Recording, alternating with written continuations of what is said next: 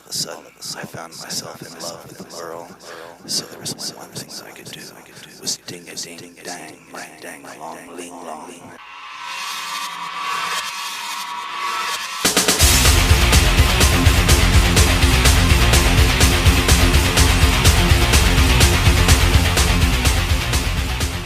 And we are live here at the Ming Lounge of the fabulous, come on through my brother, historic Republic Cafe. How y'all doing tonight, HotBoxers?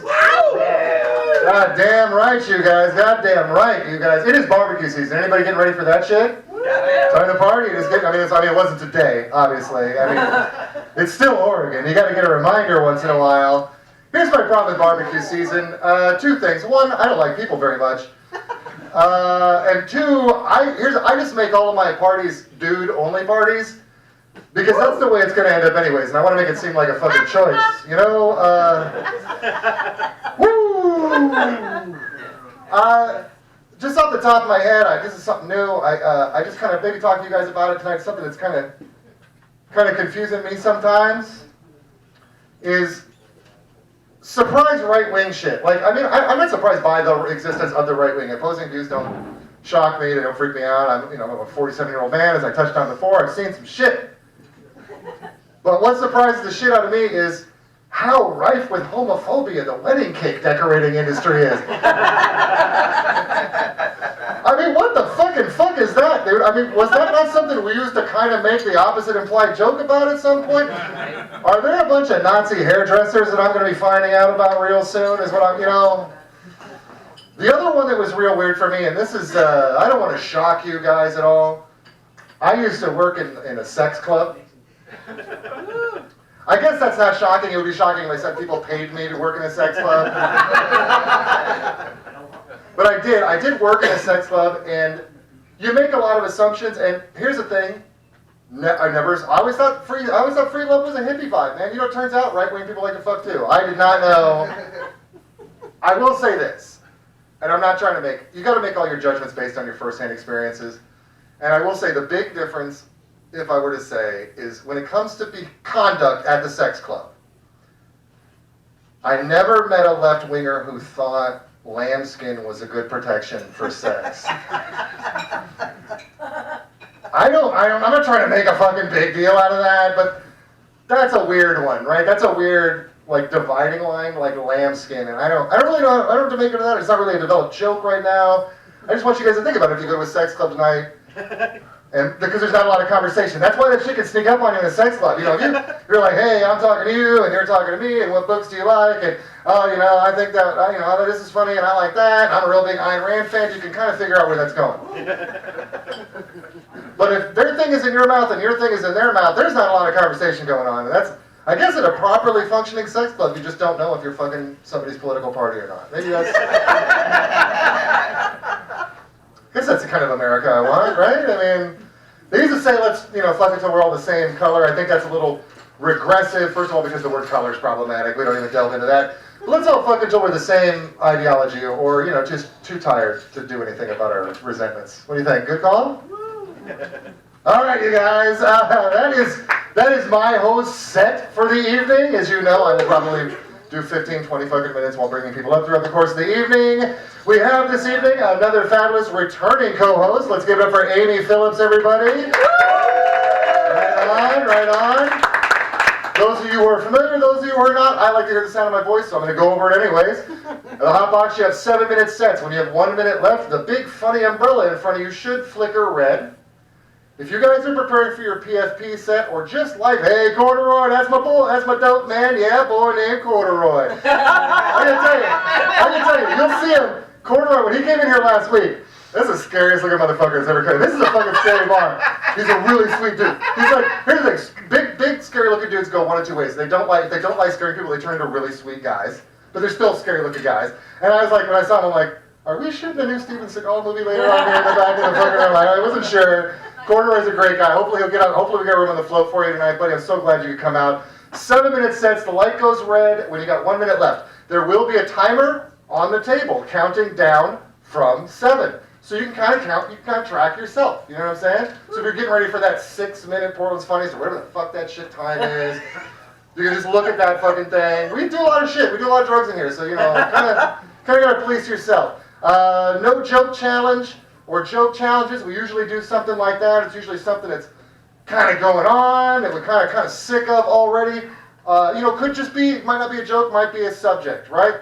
I think right now, what I'm sick of hearing is... Abortion. About abortion? Well, I kind of. That's the weirdest thing for... I'm going to say, right now, if you don't know Eddie Sue, I'm going to explain something to you. Abortion is the least likely fucking thing for this to be a problem in this guy's life. Not abortion. The shit I was talking about before, fucking Republicans, big part of his life. Not abortion. Not abortion. But you know what, Eddie? I like that, man. I like that. I don't want to hear your takes on abortions. Hey, man, hey, let me tell you something. If a homosexual man can't contribute his opinion on the abortion debate, where the fuck do heterosexual men have their opinion? You know what I mean? Good for you, sir. Thank you. Good for you. Abortions it is, you guys. The No Joke Challenge tonight is abortion. Now, we are not a hostile room. We will not boo you for going into the No Joke Challenge. We think you're cool when you go into the No Joke Challenge, and we will let you know by saying, cool. Cool. All right, you guys? And with that said, let's fire it up. Let's get it hot for our first hot boxer of the evening, Mr. James Hartenfeld, everybody.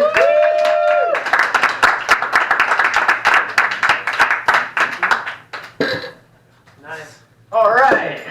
Yeah. Take it around the block a few times. Take good care of that. Park it somewhere safe. That's a Chevy Sonic. I just flew in from Vancouver, and boy, are my arms racist.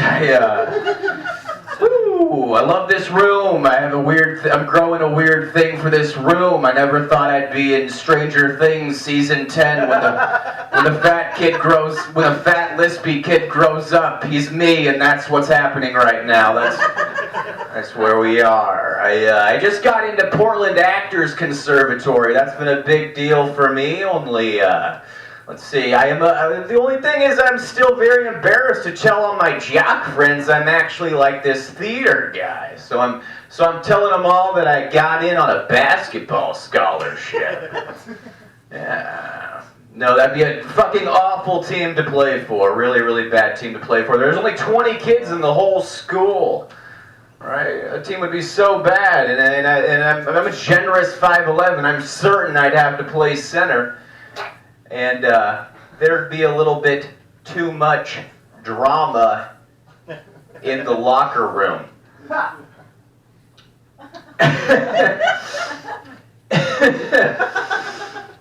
Drama in the locker room. Oh, God damn it, James! That joke is fucked! Nobody likes it! It's trash! Pull your head out of your ass! You're the first one at an open mic during contest season. This is high pressure stuff and you're making everyone feel uncomfortable. A lot of people still need to go up. What are you doing? All right, buddy. All right. We freaked out a little bit back there.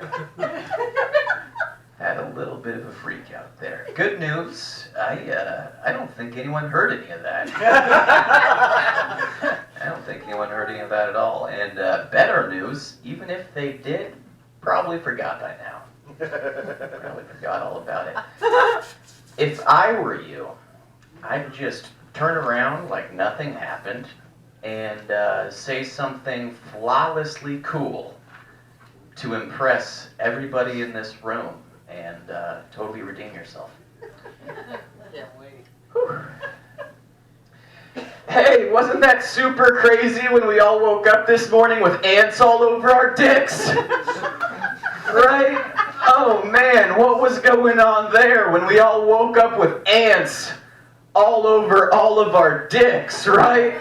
Oh man, that was so crazy. What were they all doing on there? How did all those ants get all over our dicks? That was crazy, right? It's like we all ejaculated into a sock last night and forgot that it was summertime, ant season, and that jizz is actually very, very sweet, and the sock got attacked by a bunch of ants, and then we ejaculated into the same sock this morning, and the ants got all over all of our dicks. Boy, that was crazy. Man, we'll never forget that one. Oh, boy. No siree. I just moved. Moved into a great area, great new part of town. You might have heard of it. It's called 82nd Avenue. Yeah, lovely part of the city. We just got a new tire pile. George, no laughing, that scares everyone, man. Just got a new tire pile. Also got a great new community garden, comprised entirely of stolen shopping carts. That's great. It's great. Very active little part of the neighborhood. What I'm trying to say is, do your part. Steal a bicycle. Plant it in a stolen shopping cart. Do your part. Watch it grow. It's awesome. I got a new job. Got a really sweet new job. I work for Tinder now. That's been a good thing. Really cool thing for me. Really sweet gig. I know, how'd this guy get such a fucking good job? Right? Got a really sweet. You don't drop off a resume or anything like that. You just put that application right onto your phone, and they'll start contacting you for work constantly and rather relentlessly. You'll never sleep. It's great. I get blown up all the time. Like, Heather sent you a new message. There's coming money on the streets. Get laid and get paid. You matched with Katrina thanks to Boost. Smash before 10 and collect the Boost bonus. Really good gig. I haven't collected any of those checks yet, but I'm putting in the work. It's gonna pay off. Really gonna pay off. I'd consider dating a woman with a child, but the child would have to be like super hot. Yeah. Oh, shit. Yeah. Real handsome little thing. Bona fide dime. Yeah, I'm willing to play way out of my league on this, too. I'm willing to date a 1 to raise a 10, you know? Oh, wow. I'm just really, I think those are the family photos I've been waiting for. She's awful, but he's definitely not shallow and must have phenomenal genetics. A lot of people run away from that like, what the fuck? That's a fucking pedophile joke, you fuck man, bitch, boy. It's not the case. Not the case at all. I just think that's how my mom dated so successfully, really. Yeah, I was a really good-looking kid. Okay? I think a lot of men wanted to be a part of that, all right? And I turned to this, like, terrifying John Mayer heroin addict-looking thing. Scared away all my ex-stepdads. Hey, thank you so much, Ming Lounge. Welcome to Stranger Things Season 10.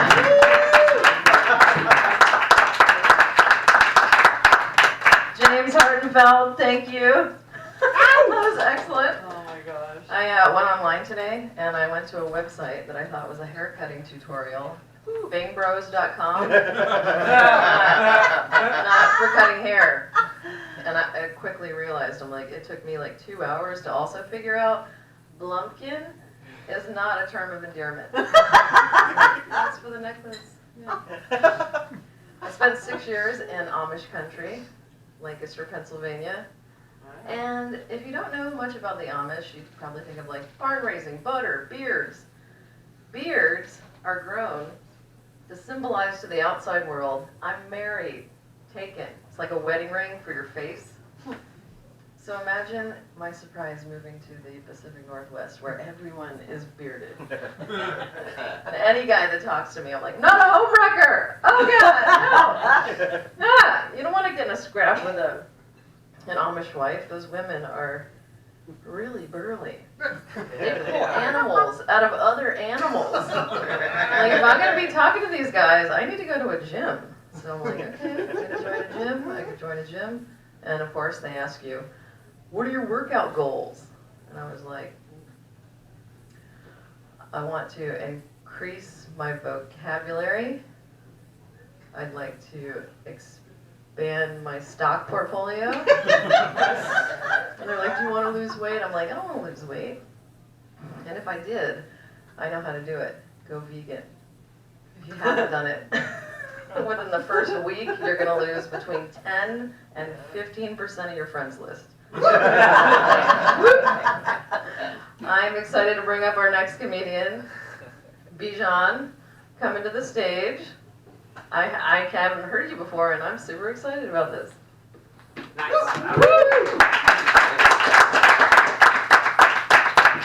Let's keep it going for our incredible host, everybody, huh? Amazing. A little kind of embarrassed with myself because Chris's rule of no abortion jokes eliminated way more than it should have for me. It's making me kind of reflect on some things. But luckily, I don't really have to kind of make any jokes about it because, you know, my shirt kind of gives you my whole stance. All right? Fuck bro, you know? That's all you need to know. I like this shirt a lot. It's got a picture of Dwayne Wade as a child on it. It's fun to wear. Except for nights like tonight where it's all busy and there's all these police everywhere, and they kind of want to shoot me in the chest. I don't know, there are a lot of cops out tonight. Apparently there's a big parade. They're calling it the Grand Floral Parade. I think we're getting a little bit silly with the Pride Parade names for guys. I guess I get it. They're always naming stuff funny in Portland, aren't they? Yeah? Like strippers? You ever come here and then, yeah, they don't call them strippers, they call them exotic dancers. A little bit silly, huh? You start calling hand jobs exotic high fives? I like that. You like that? That's good. Got you a good egg, sir. Congratulations. I don't know, I'm just saying, you know, child molester's not a soccer coach. Exotic.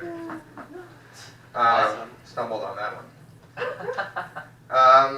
You know, I was just watching, you guys see that Central Park 5 documentary that just came out? It's not a documentary, it's like a series, drama series. It's insane. I started watching it right when it was getting good, my cable cut out.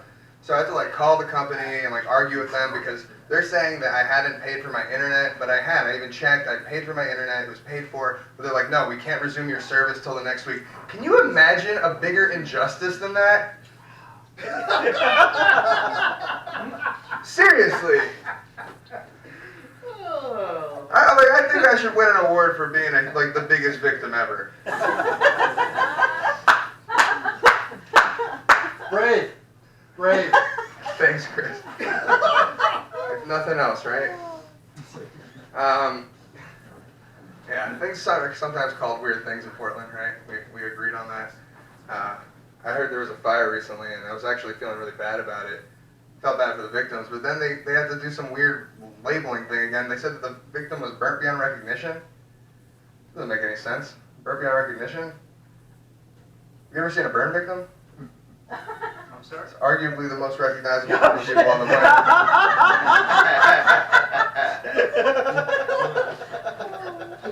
And it's like things to make sense, you know? Like, what's up with Leonardo DiCaprio's name? It looks like he should have worked for the Nazis, but his name suggests he should work for Olive Garden. It's like a Jersey Shore name. It's so made up. Leonardo DiCaprio, and he's blonde hair, blue eyes. That looks like Pauly D. The only name that's more Italian is Spaghetti Capone. Nice.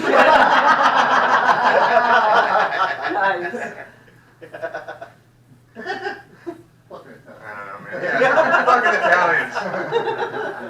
Like, they've made it so far we can make fun of them. That's when you know in America, you know, as a people, you've made it. You can make fun of them now. See, I'm Iranian, so guys, back the fuck up. We got a lot of work to do, so don't get too comfortable. Still talk with your hands. That's good. I I am Iranian. You know, growing up Iranian, like I'm actually very proud of my heritage and my culture. And I actually at home have like a little shrine with all these Persian artifacts on them.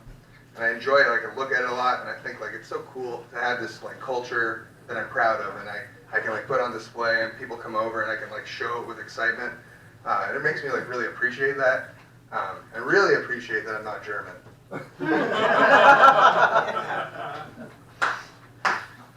Yeah. I don't even know what would a German artifact even be? A rusty shower head?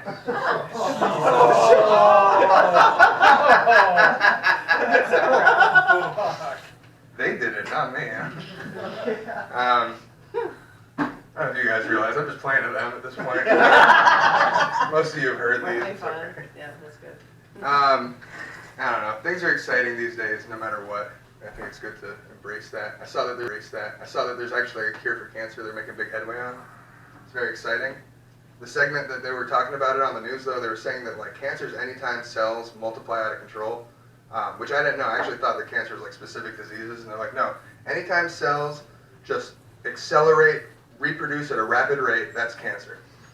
It's like, oh, I didn't know that cancer was just a Mormon cell. It's good to know. You know, Israel tried to go to the moon. Yeah, there's a big story about it. They're like still trying, but all of a sudden they make this announcement that like Israel's gung-ho on going to the moon. And everyone was surprised because Israel never expressed any interest in going to the moon, but they explained it in the actual announcement. Apparently they heard that there might be some Palestinians up there minding their business. I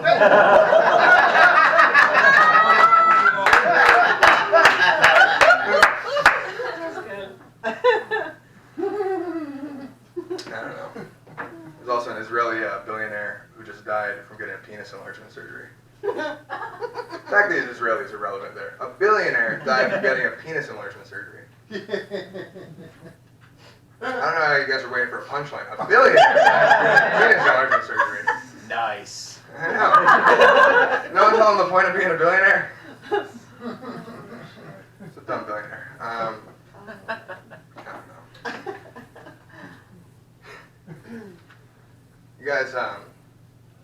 You guys heard of the term sugar daddy? Woo! I actually saw something like there's this new like website. It's kind of like Tinder, but it's to match women up with like guys who have money. They're gonna pay their bills. So it's like not prostitution. They're called sugar daddies, like sugar babies, and they're like consensual relationships. And a lot of these women are really attractive. So I was thinking like, ah, man, maybe I can get into this. But I don't have enough money. I have enough money to convince a woman that I have enough money to pay her bills, but then, like, shortly afterward, disappoint her when all of her stuff gets repossessed. I think I'm more of a stevia daddy.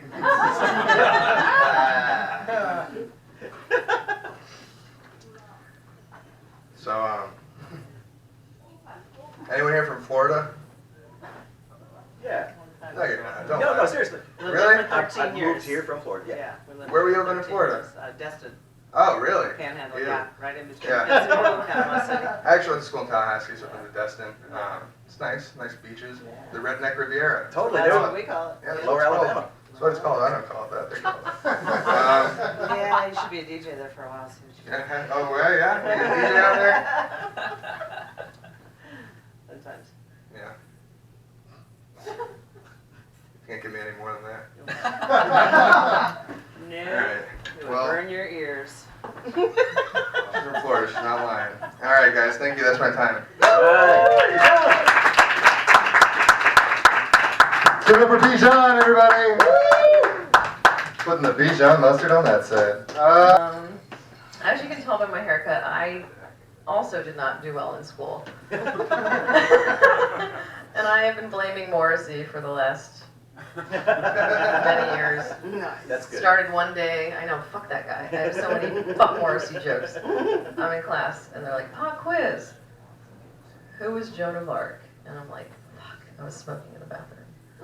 Like, who was Joan of Arc? Who was Joan of Arc? And I'm scraping through my mind, like, who the fuck is Joan of Arc? And then I remembered, there's a Smiths song. Fuck them too.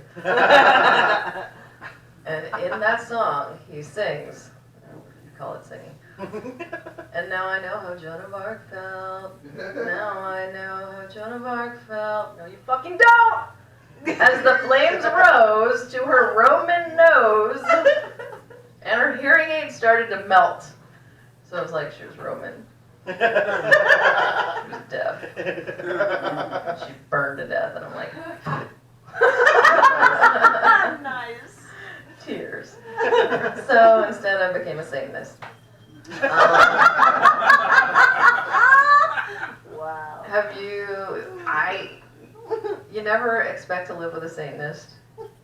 I'm not technically a Satanist, but I'm on the spectrum. And somehow, Facebook algorithm has caught onto it. And the sponsored ads that come up. Is ESP real? And I'm like, who gives a fuck?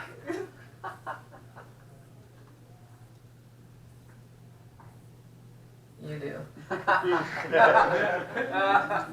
Sometimes, but mostly. So one of the practices they recommend, you're going to study magic. Learn to leave your body. I'm like, this is where I keep it. Okay, I'm going to leave it. So I finally succeeded in it. And I'm out of my body.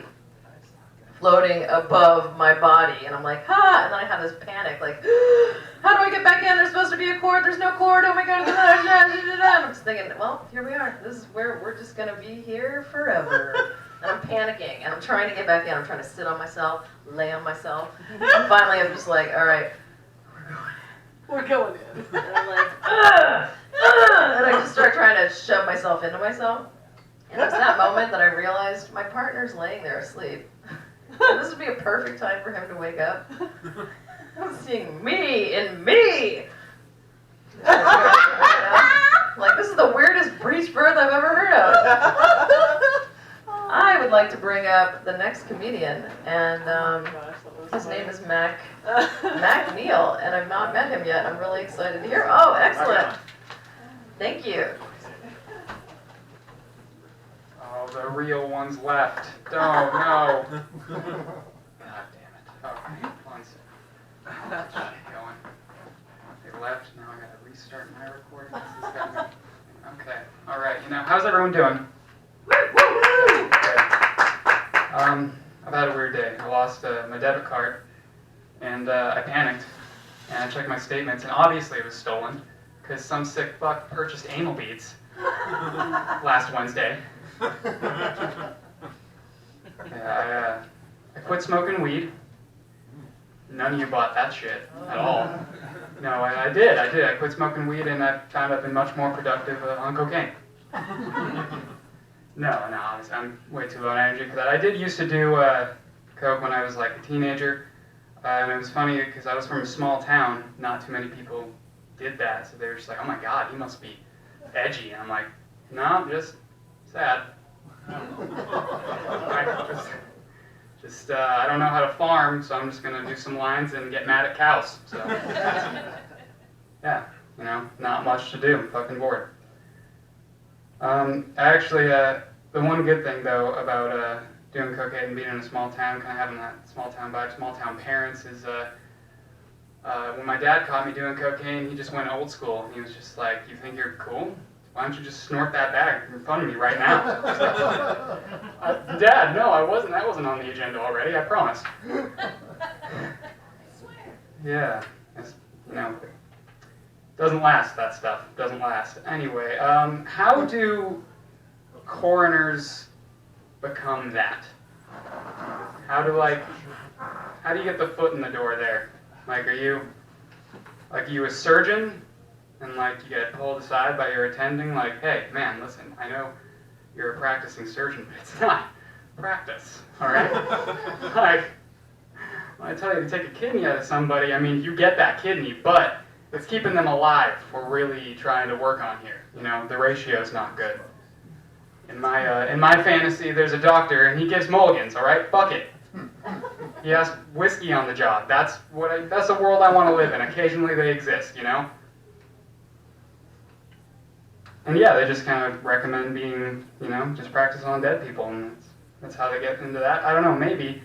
I was reading about coroners, and it turns out that like not too many like deaths need autopsies anymore to kind of figure it out, and actually that makes total sense.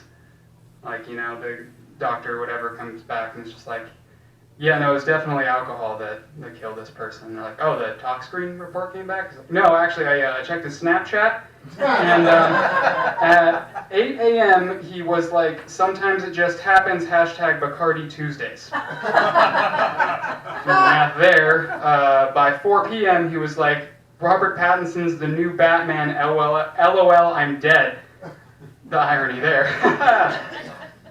Gallows humor, you know, they're joking about that shit. Cutting on dead people. Like, they're gonna do, I mean, anyway. This is going well. Yeah, you know, I'm married. Yeah! That's the thing. I'm married, and we love each other very much. We know, my wife and I know that we're never going to split up because we both hate paperwork. I mean, like, not that sounds shitty. Like, I mean, I have to set up a hearing. That sounds like something I got to set up before noon. And I'd rather just, you know, leave towels on the floor and make her mad till I die, personally. But no, it's going well. I mean, for me, I think she is starting to figure out like who she married. You know, like I nailed the interview basically. You know, like I cleaned up, I showed up on time, and now a year in, you know, in the position, it's like, fucking, I'm leaving the oven on. And she's like, did I marry like 40% of a person? Right? Like, you put the right utensils to your mouth when you eat, but like, fuck that up. You load the dishwasher like you've never occupied space in your life. Like, what? Yeah, no, it's a fun household. But, you know, things change when you're married. Things do. Just little things, you know? You could come home, you know, if you're dating somebody, and she's like, what the hell, I haven't heard from you all day. I thought you were dead. Why did you not text me? And then you come home to your spouse, and it's like, I haven't heard from you all day. I thought you were dead. Why did you come back? Yeah, I ran that one by her. I run all these by her. Shout out to my wife. She supports this dream, and that is a hard sell. Hard sell to, you know, I have kids, so like, it's kind of a hard, like, you know, going up and being like, hey, so listen, here's how we're gonna make things work. I have a 30-year plan, and if it works out, you and I, the family, we might just be touring the Midwest. You ever been to Ohio? Well, I know that you want to. Fucking Cleveland. Yes, let's do it. Now, I have 3 kids, and I'm 23 years old. So if you do the math there, I did not subtract my penis in time. Do not do that. No. I have twins.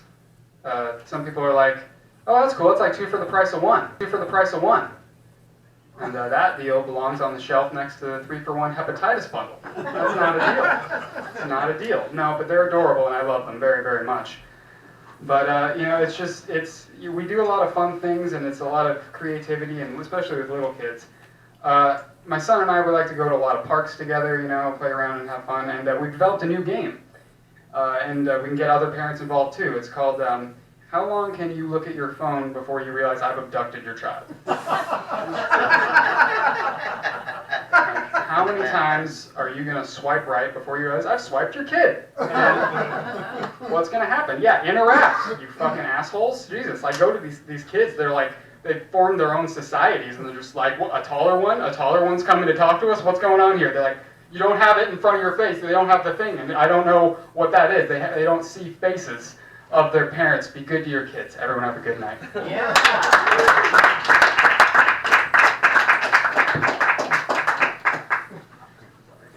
Mac Neal, everybody, let's give it up. I think the most amazing thing, and I guess I'm saying my age, but when Mac said he was married, I'm like, how can somebody who definitely lives on a couch get married? Congratulations, man, making it work. Good for you. I have my own apartment, thank you. Is his own apartment, but how much do you sleep on the couch, though? Futon. Okay, all right, it's not a couch if it's a transformer, you guys. It's not a couch if it does 2 jobs. It's It's probably my immigrant ancestors. So the Portland Exotic Fest is in town right now, you guys. The pornography, professional sex festival right now, according to some very excited gentlemen I was talking to outside. It is the largest gathering of erotic camera professionals in the country right now, which I think, but they're actually working from the floor, so they've got great bandwidth apparently in there. I guess I would like to talk to some people there though. It's just, here's the thing, well, it's always Fleet Week, isn't it? Here's the thing. I'm a sex positive guy, you guys. I'm positive somebody's done it with me at some point. I feel like it, I don't know. Nobody's admitting to anything, but I feel like it, I'm almost sure. But here's the thing, right? But hooks going into people's buttholes. I'm just not. Have you guys seen the hooks in the buttholes thing? What, are you afraid they're gonna get away? Is it a catch and release thing? You know what I mean? You never see, like on the fishing shows, when the fisherman takes the hook out, he's like, oh, little guy, he's real happy. Right here, they just spit on him afterwards in pornography. That's not nice at all. I'm just saying, the fisherman is so much nicer to the fish that they take the hook out of. Although I've never seen, honestly though, I have never seen a fisherman tongue a fish mouth for like 20 minutes before shoving a hook in it. So, you know, it's a little give and take. I mean, I don't know who's happier that whole fish doesn't get paid either. I imagine there's a paycheck going somewhere. Right where that fish hook went. Oh my God. It's not the hook so much. Here's the thing. It's not the hook. It's that for some reason at some point somebody was like, you know what? Hook's not enough. Let's put a fucking trailer hitch on the end of this thing too. Because they do. They have this big fucking ball. It's not just, I mean, it's not like, and look at the thing. You're like, oh, well, it's like, you know, a hook. You'd be like, well, dick's going. And like, look. I don't know what's wrong with whoever's dick and came up with deciding to put the huge metal ball on the end of the fish hook, but see a fucking doctor, man. Penicillin's not a chance anymore for you, buddy. Some wild shit. That's like some Southeast Asia clap right there. Bullhead clap, you guys. It's called the black clap. They do not let you leave the country, by the way, with black clap. That shit is not, you're not allowed to leave the South Korean peninsula if you have black clap. You get a training accident. You get it, seriously. Look that shit up. You die. You just, accidental mortar accident is what happens, and then your body comes home in a fucking liquefied state. It's great. Black clap, motherfuckers. Look that shit up. Bullhead clap. Don't look at any videos. Do not click on a live link video or a fucking World Star video with the words black clap attached to it. It's not something not a civilian should not be seeing that shit. You guys, coming to the stage. I really hope you don't have a lot of material to deal with gonorrhea. Because I stepped on that pretty hard. You guys, coming to the stage though, as a gentleman, I feel like we got some gray hair club going on together. You know, he knows what I'm talking about with gonorrhea. Back when that was the shit, right?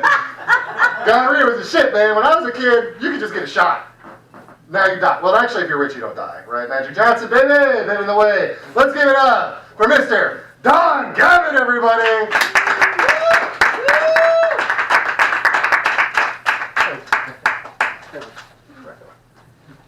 Sorry, folks. I didn't know what was going on there. Oh, I'm sorry. It's all right. Just let the old man deal with the fumble with the phone. Hey, I grew up in an airline family. I'm the only one that didn't do it.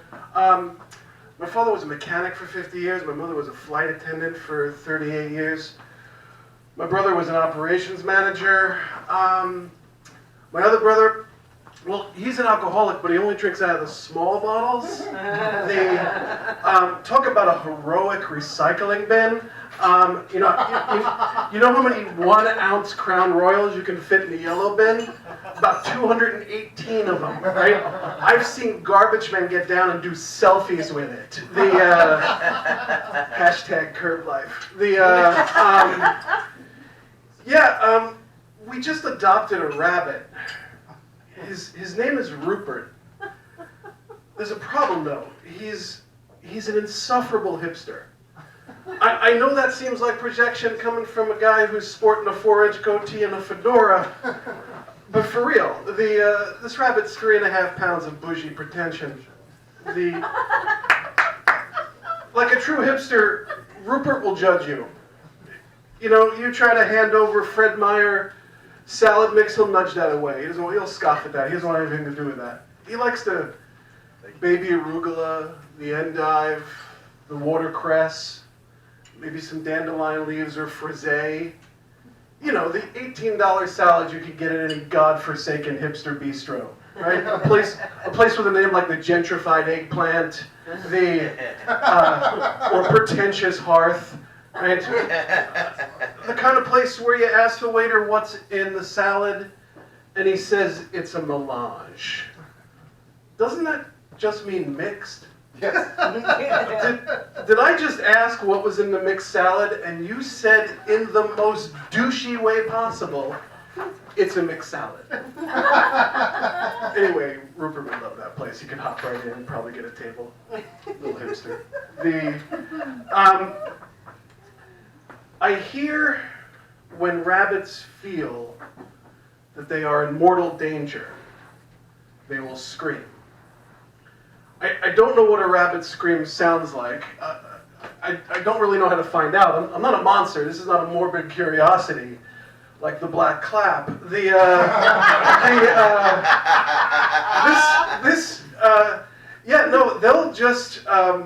just scream, and I guess it's a good thing to know, just in case like a falcon gets in the house or something. You got to jump to action. Is that the kettle boiling? No, fuck, the rabbit's screaming. You got to move. Anyway, I guess I could ask the smart speaker play soundtrack of rabbits screaming, but I'm afraid of judgment from Alexa. Dude, that's fucked. Why would I have a soundtrack of rabbits screaming? Check yourself, for Christ's sake. I hate to admit this, but I used to be a politician. No, for real. I ran to represent inner southeast Portland in the Oregon House a few years ago. Thanks. I got crushed. It was, at the time I thought it was like the best way to continue my work as a high school history and government teacher. Another way to engage my students, but maybe the truth is I just really loved giving people buttons with my face on it. Such a fucking rush, right? One thing I know for sure is when I got on the campaign trail, I started lying. Like, fucking constantly. I would say things like, I totally know where you're coming from. That'll be my first priority when I get to Salem. The problem was, it wasn't. It wasn't my first priority. I didn't even know where the hell people were coming from. They were saying all kinds of weird shit. I should have just been like, no, sir, PGE is not responsible for your dog getting lupus.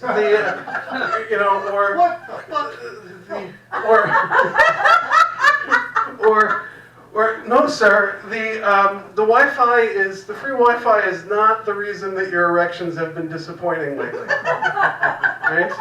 But instead I just said, like, I totally know where you're coming from. Where you're coming from.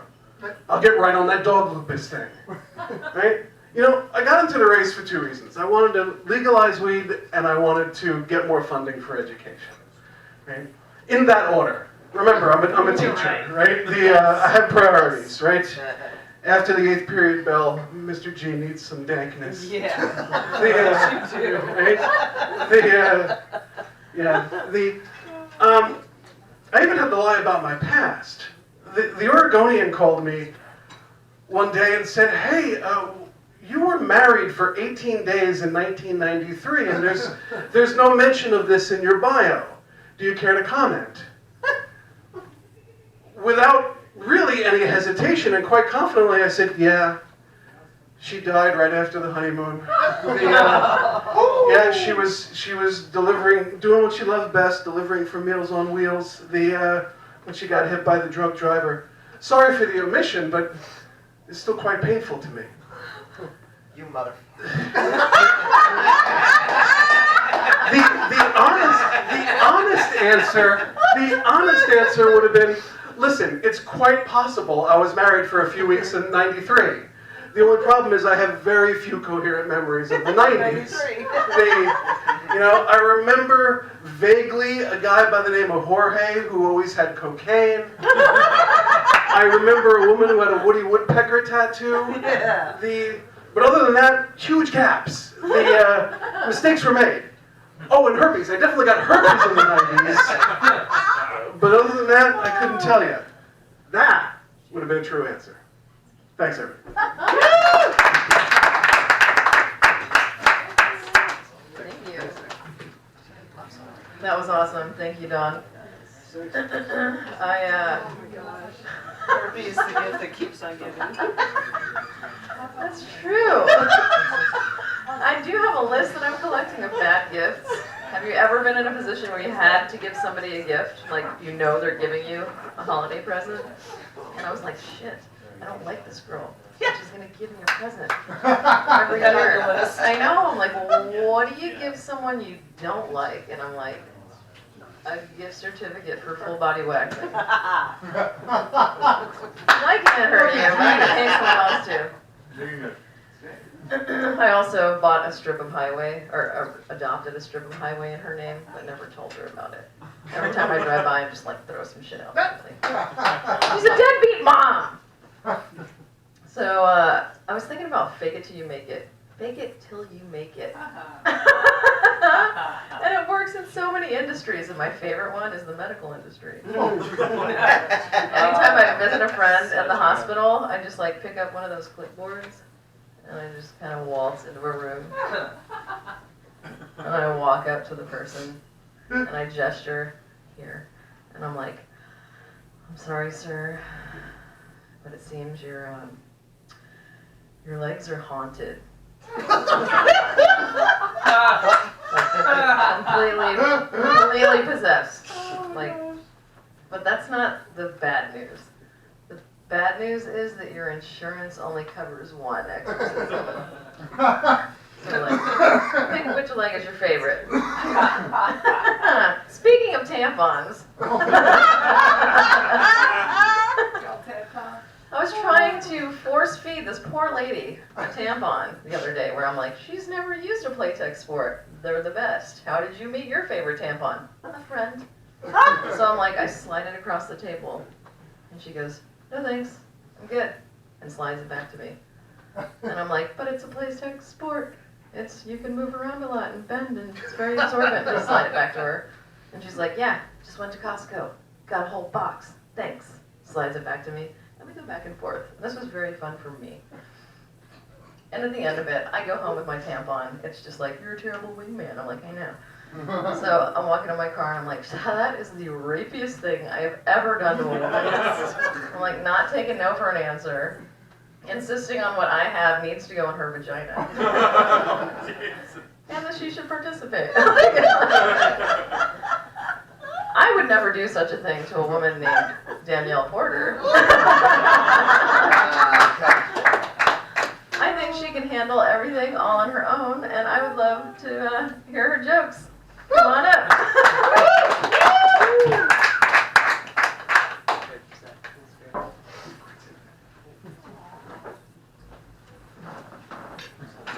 That's why I don't use tampons, April. I use thick underwear. Because nothing is better than just having yourself sitting in liquid blood. Well, ladies have periods. Get used to it, dudes. Woo, y'all came out of a vagina. Calm down.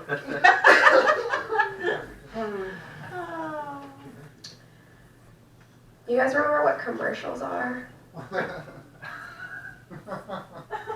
Yeah, my nanny kids don't fucking understand what those are. Every time their show jumps, if they're like watching regular cable and their show jumps back to a commercial, they're just like, what the fuck is this? They're so used to just like jumping from screen cut to screen cut and just back to their astronauts show. And the other day I was sitting with my boss and we were watching the news and this commercial comes on and it's for Subaru. You guys remember the like 2000s car commercials? Like they introduce the car, they tell you what's going on with the car, and then they're like Subaru or something. So it indicates what the commercial is about. They stopped doing that shit, and it just opens up with this woman getting out of her car with her, I assume, husband, looking down at her stomach, saying something like, "This will be yours someday." Getting back into the car Also, they were staring at an ocean, so I don't fucking... Getting back into the car, coming back out, and then there's a 10-year-old girl with them, and she says something else, and then it just says, Subaru. What? Did you give birth in the Subaru and it was a 10-year-old girl? Like, there's no storyline that explains what's happening. It just says Subaru at the end of it. It doesn't even say, like, what the car is or anything. It just says Subaru. So, like, whoever's going to buy that car, they're just going to be like, I'll take the one with the pregnant lady? I don't know. I'm kind of fucked, like, I'm just done with commercials at this point. They're just so ridiculous. I watched this other commercial the other day, and it's these two guys, and they're robbing a house, and they're like, get the gold, get the silver. And then one dude sees a bed, and they're like, oh my god, is that a purple? That's the name of the company. The bed is not purple. How did the company come up with that name? Did they like walk up to a toddler and like, Timmy, what should we call this company? And Timmy's just like, I don't know, purple? Then the scene goes to them laying on the bed together, spooning, waking up the next morning being like, oh shit guys, we gotta get out of here. And then there's two fucking cops laying next to them.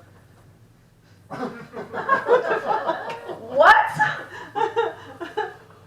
Commercials make no sense anymore. I could literally vent about this forever.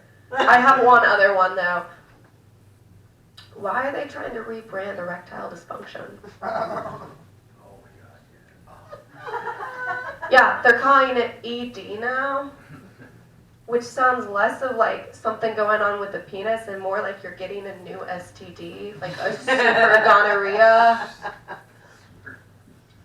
I can't. Oh, God.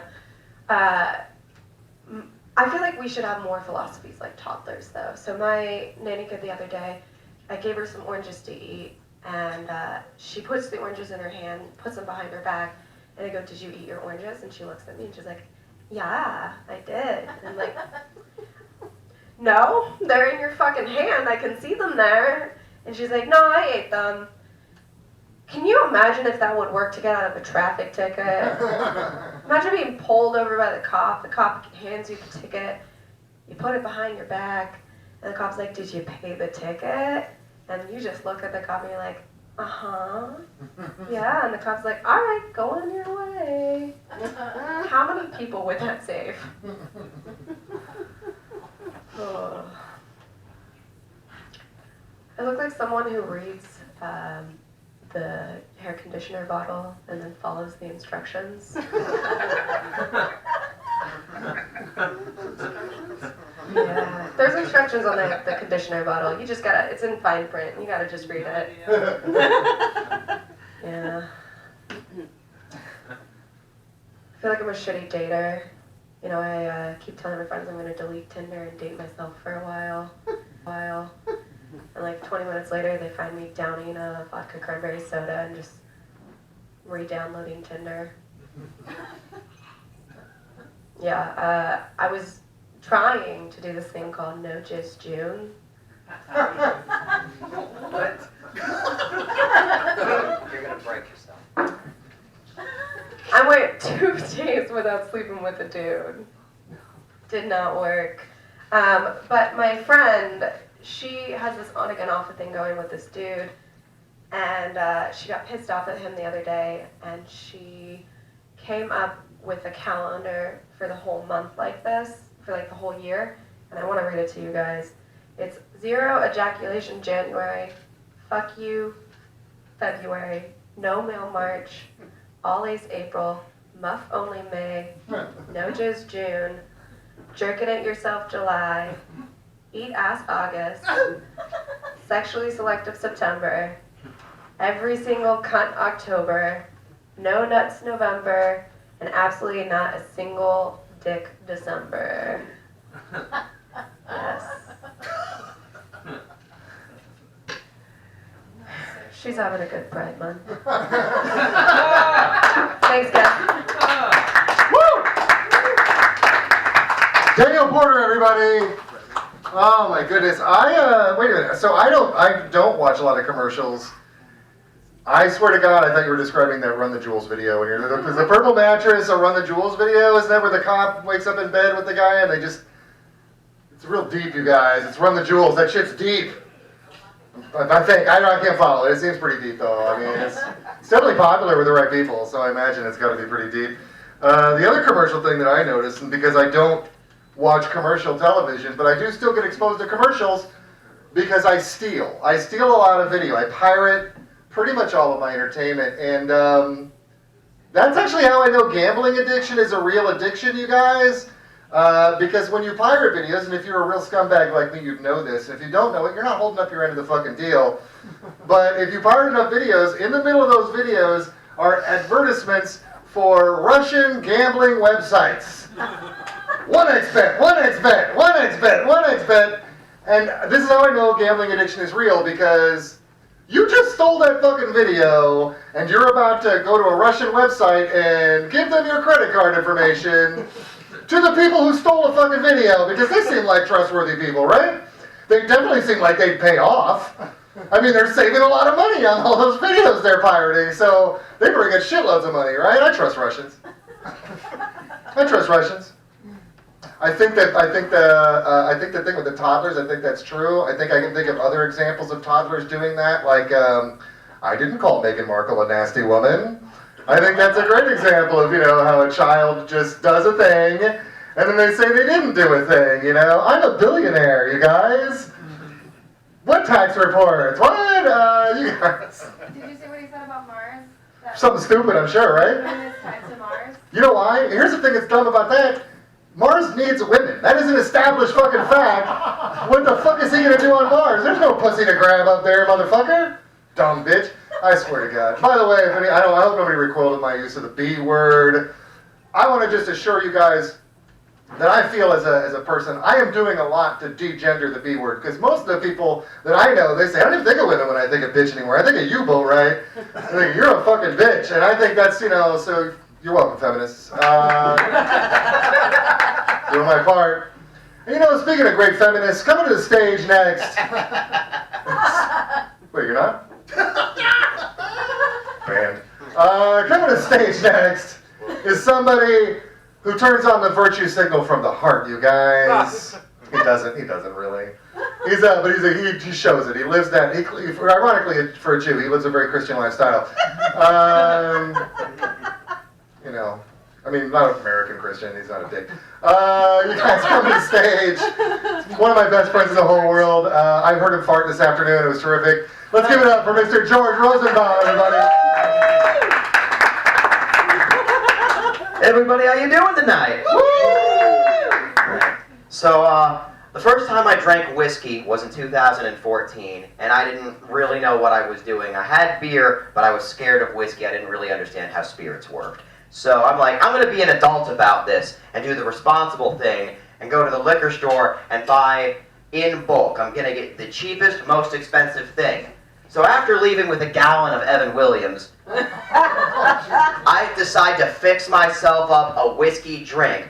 And I'm like, I'm drinking beer. I know how to give myself a whiskey drink. I'm going to pour myself a 12-ounce glass of good old whiskey drink like an adult. And I start drinking that motherfucker alone in my room.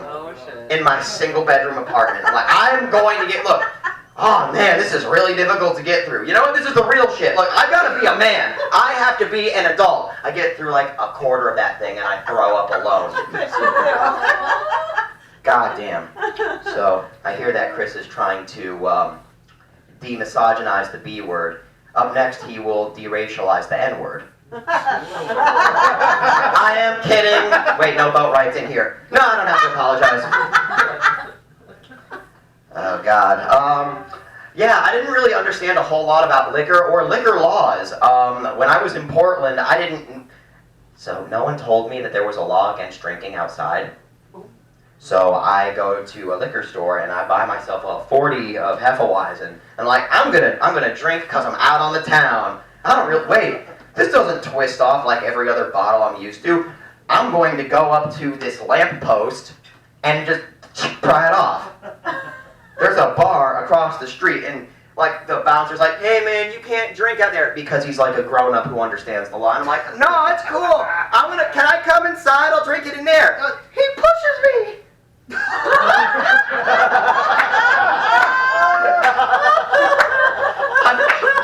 I've never felt like such a bad boy.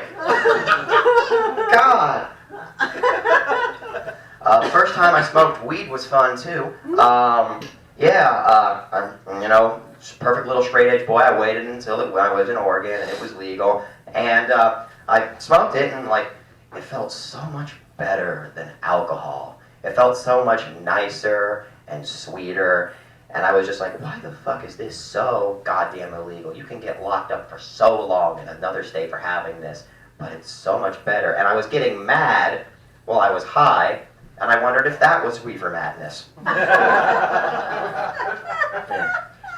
I didn't understand weed. I didn't understand weed culture. I was outside of Helium's comedy club back when I ever believed I had a chance at their open mic. Local references. And so I'm like, I've never smoked a joint that wasn't like given to me already lit. I'm going to go into this smoke shop that's around the corner, and I'm like, hey, I don't really know a lot about like smoking or weed culture. And he's like, hey man, look, if you got a lit cigarette, if you got a lit joint, you can just pass it around and everybody's gonna be your friend. And so I buy something in the little M&M's minis container that they give you. And so I like, and okay, this is how I see the comics outside of Helium Comedy Club in their little talkie talk circles. And I'm like, all right, I gotta infiltrate this thing. No, don't spook the gazelles. So I've got it, I lit it, and I smoke it, and I make sure that everyone in the circle sees it, because you've got to give them the social cue to let them know that you are smoking reefer. See guys, I am smoking marijuana. See guys?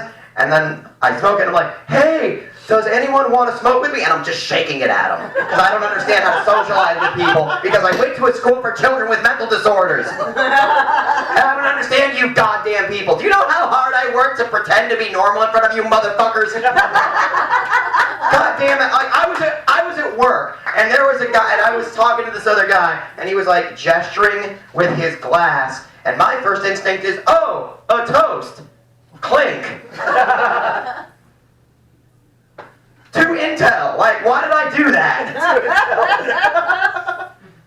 Yeah, so they all go inside. They avoid my goofy ass. I like weird music. Who has eclectic music tastes in here? Yes. Yeah. I love my music, but I'm afraid to share it with other people. You ever put headphones on someone's head and watch the smile vanish from their face?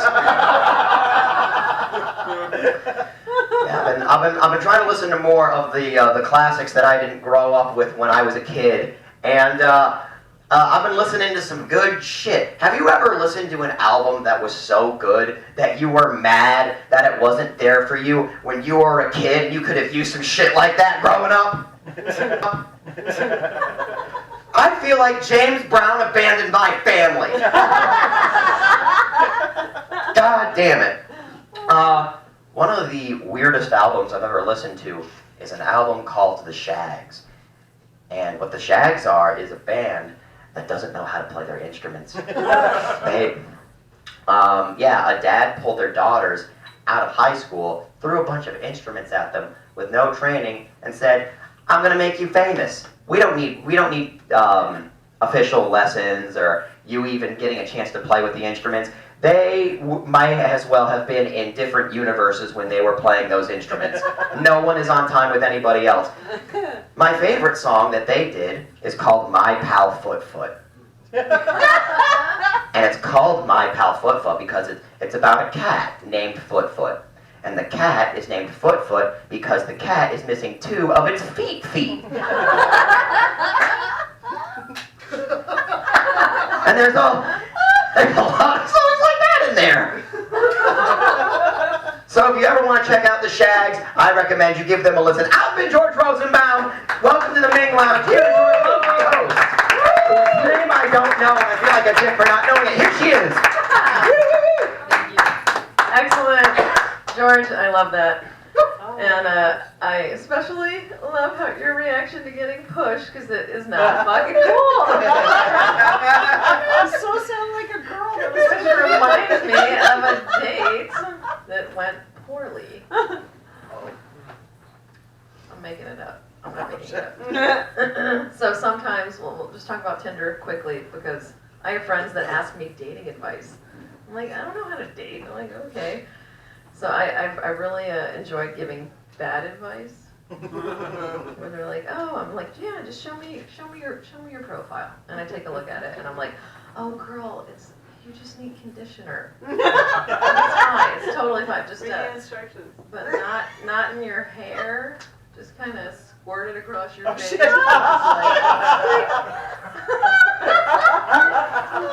Guaranteed results. Oh my God. I'm also kind of on the fence of like, how honest do I be with her? Where I'm like, okay, well, stop making kimchi at home.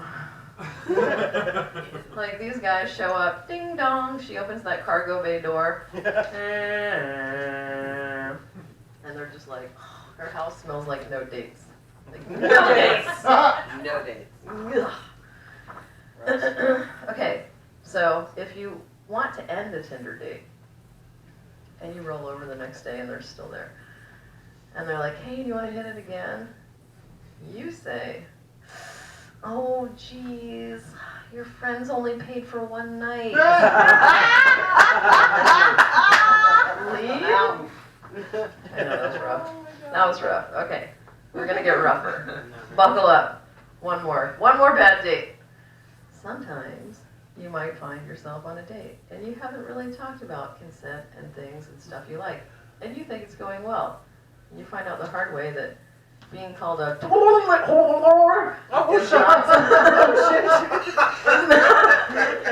is not something you signed up for. I know, he didn't say anything, he just left. And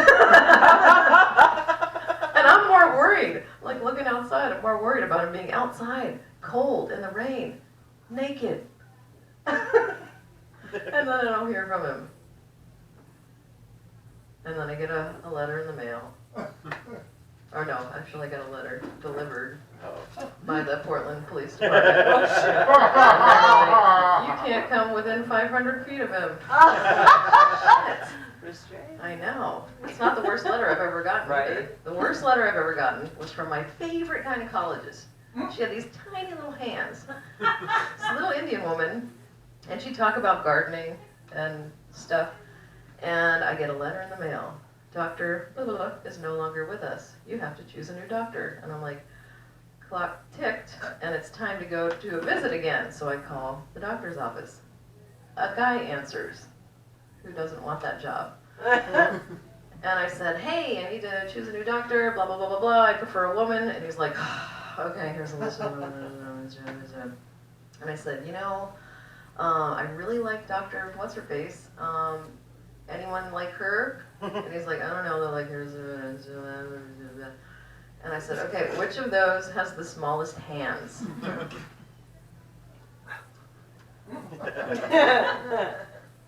And he's like, Dr. Palale is pretty short. I've never really looked at her hands. And I was like, sign me up! So I show up for the visit. And Dr. Palale, I'm using her real name, you can look her up. She is awesome. She is indeed short and very Hawaiian. And she shows up. Huge. Like, you know in a video game when someone stops playing but their avatar is still like... So I'm laying there like... And she's like... with these giant ham pens. She's like, meat. And I'm gonna leave it at that and just say it was initiatory. So. I would like to introduce one of my faves. His name is Pat Thames, and he is also bearded, so he goes right along with my whole Amish thing where I'm like, oh God, you're married. Don't make eye contact. Come to the stage, Pat Thames.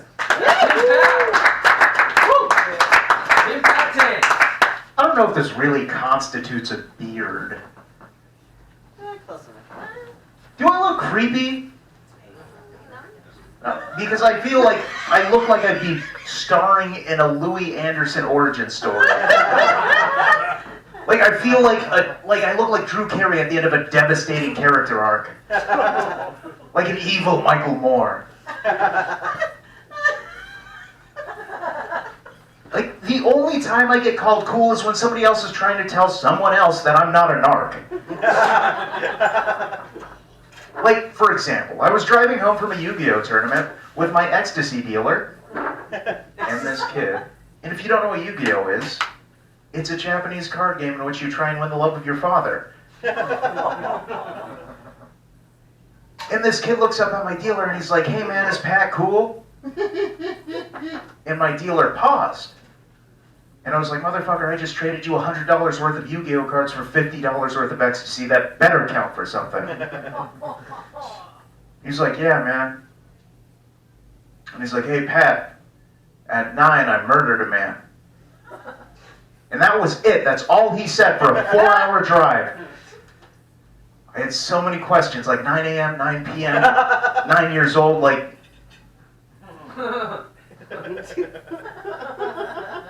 Yeah, it turns out he was just talking about round 9 at the tournament. I just fucking didn't hear him.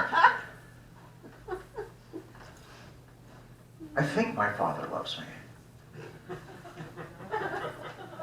I still play Yu-Gi-Oh! I'm doing stand-up, like, what the fuck?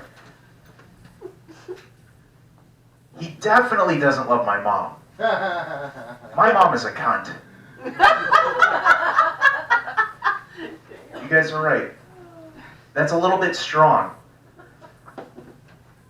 My mother is the Michelangelo of familial trauma, and I am her Sistine Chapel, okay? Like, she burnt my hands when I was 2. I think I get to use the C word. Yes, I agree. Damn is right. Yeah, no, I actually, I spent most of my childhood in and out of hospitals. And for whatever reason, like the specter of death, I would see Hulk Hogan. Like, I'm assuming he was there for Make-A-Wish kids, and if he was, fuck them, because they had a way out.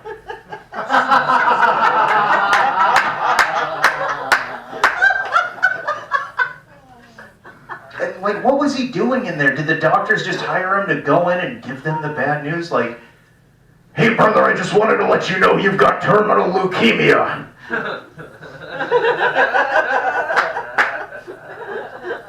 "Are you ready for the summer slam in the sky? It's time for the long sleep, rest up." And then my therapist doesn't know whether or not I should have PTSD or a severe case of Hulkamania. Wow. By the way, is nostalgia just gentrified PTSD, or is that me? Because, like, some people can watch clips of The Cosby Show, and for me and about 6 dozen other women, it just makes our brain put out the no-no stink. I'm so sorry you guys came out for comedy tonight. I didn't mean to. Now my therapist tells me that I have to do things to better myself. So I've been losing weight. I've actually lost 100 pounds. Nice. That's awesome. Yeah, the problem is I'm just a gambling addict with it. Like, I basically lost the same 5 pounds 20 times. Oh, nice. And then on top of all of that, I have a roommate who tells me that I'm too short to date attractive women, as if that's the only reason. Like, I'm 5'9.5", so online what I do is I round up, and I put that I'm 6'5". The trick to that is to stay committed to it, so I go on dates wearing stilts. It makes women uncomfortable. They start to ask questions, like, "Shouldn't your arms be a little bit longer?" Like, who are you? How did you find me? Like, listen. Karen, if you didn't want somebody to find you, you would have posted a picture of yourself next to your car with your license plate in the frame. Okay, I'm not a stalker. I'm not a stalker. I'm an opportunist. And there goes the same stuff that I'd done on Wednesday. Now I'm going to try something else. So I grew up in foster care, and everybody who was in foster care, you know, you're going to get a different experience with. So I can't speak for all of us, but if you were to ask 10 of them what their experience was like, you'd get 7 letters from 4 penitentiaries and 3 letters from an estate telling you to let them rest. For me, it was like the Jungle Book. I was raised by a Black Panther and a bear.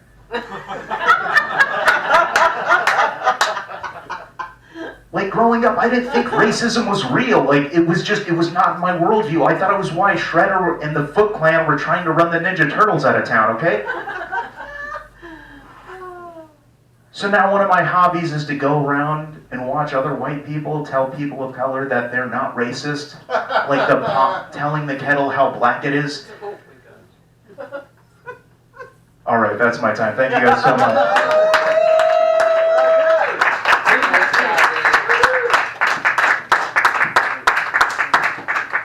Pat Thames, everybody. He might be his last time here. He doesn't know he's dying, but he'll find out when he'll find out. Pat, I got a question for you, bro. Can I ask you a serious question? Serious. Isn't 6'5" of that just more of that? It doesn't. I don't know. Is that enough song? It's taking this and putting it on top. I'm just thinking, like, here's the thing. Like, basically, 6'5" Pat is just unfunny Brian Posehn. I don't think he's doing. I don't know. I mean, I remember Brian Posehn talked about. I'm just gonna do a Brian Posehn joke, you guys, because he's way better than me. Why not, right? He was talking about going backstage and meeting Blackie Lawless in the band Wasp, and he was like, he's a huge metalhead, you know. And then he goes back to being like, yeah, fuck like a beast, right? And he goes back and he said he's like trying to impress him. He was in the school newspaper, and he goes, and he said Blackie Lawless said to him, "Why don't you grow some tits?" And Brian Posehn is exactly, yeah. I don't think that's improving the situation for anybody here. And that's a Brian Posehn joke. You guys check out Brian Posehn. He's a good comedian. He's never been here before. He never will be here.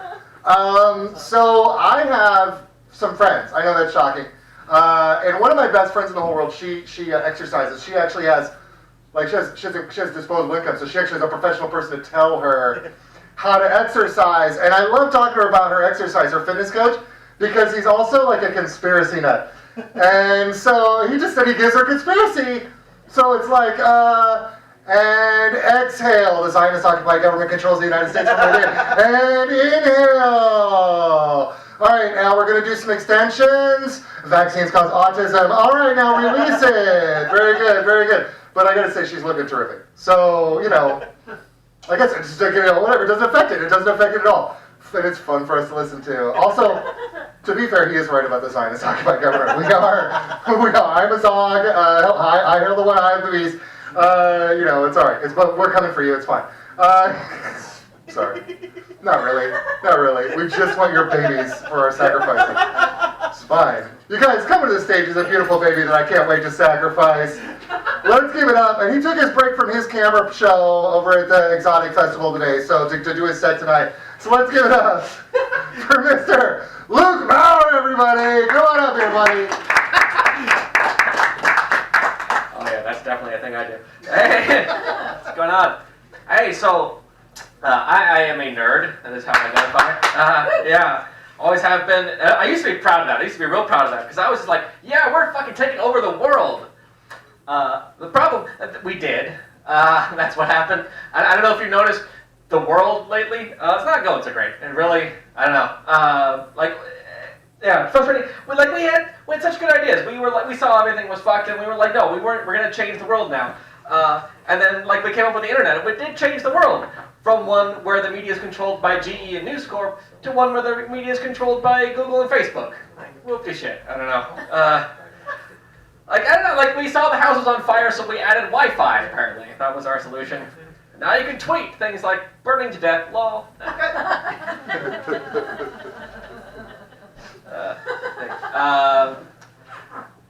Not a grammar Nazi, but I am a grammar Nazi sympathizer. That's me. The apostrophes are coming for our plurals, I won't have it. And, yeah, so I started dating someone recently, which is going well. Except, you ever been where your partner wants you to do something real weird for them and it just makes you uncomfortable? Yes. Yeah. My girlfriend wants me to open up emotionally. It's. I'm like, are you sure you don't want me to eat your ass? Like that, I think. I think I can manage. Yeah. No, I've always been really shy, like especially with women. Like when I was growing up as a teenager, my parents just didn't bother having rules about having women in the house. For the same reason they didn't have rules about time travel or securities fraud. Right? You don't gotta have a rule for everything, right? No orcs allowed. No. Not a rule you need. Like I'm like an empty forest. I'm tall and I have no game. That's, in summary, yeah. No, it's all social anxiety, which is a tough thing to work on, really. And the only thing, like a couple of years ago, I really made headway with was a thing I like to call strip club therapy. That actually took off. Because little known fact, the word stripper comes from the Greek for a naked therapist. Little known it's not true, but you know. No, yeah. So this wasn't like the first treatment option I looked at, but you know, pills and therapists weren't doing the trick, and so I got creative. The first thing I actually tried doing was taking salsa lessons. I had a theory here. Theory being that I would learn to do salsa, and then I would go to dance, and this would be like being in a flight simulator for dating, right? I would ask someone to dance, and there's no risk. I'm not going to get shot down. And no one's going to say no. Just, you know, maybe I just get the muscle memory going. So I went there, and then I flunked the flight simulator. I could not ask anyone. I was sitting there going, why can't I? Like, that's what they're there to do, right? I could not ask a girl to dance at a dance. It's like I went to the bank and got weird about asking for money, basically. Is what's going on. Like, I don't know, what will they think of me? No. Just, yeah, that's very frustrating. You know, one day first time I tried to go to the strip club, I whipped out and drove right the fuck back home because I was too scared.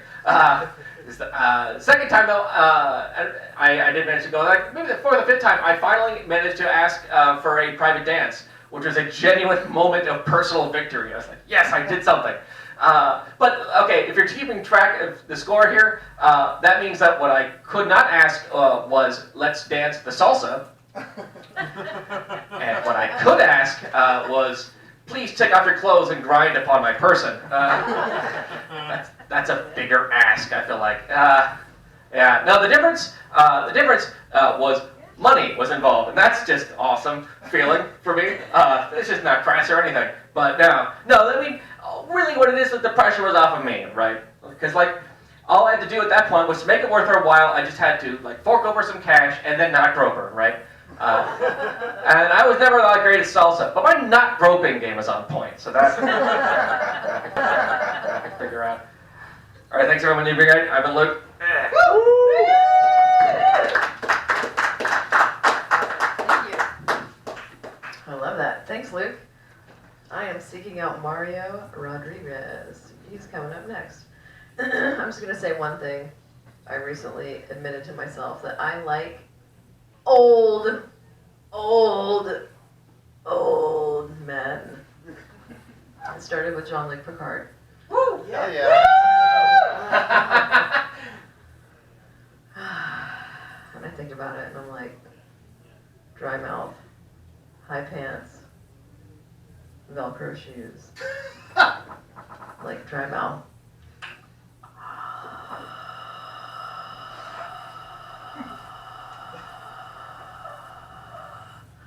Where you're not sure if they're tapping out right in that moment. So then people are like, ew, that's gross. You have dad issues. I'm like, I don't have dad issues. I have, Dad? Why don't you have any friends who still have dads issues? It's kind of like the introduce me to your brother. I'm like, Dad, introduce me to your friends who still have dads so I can meet them. I'm really crushing it with the old men.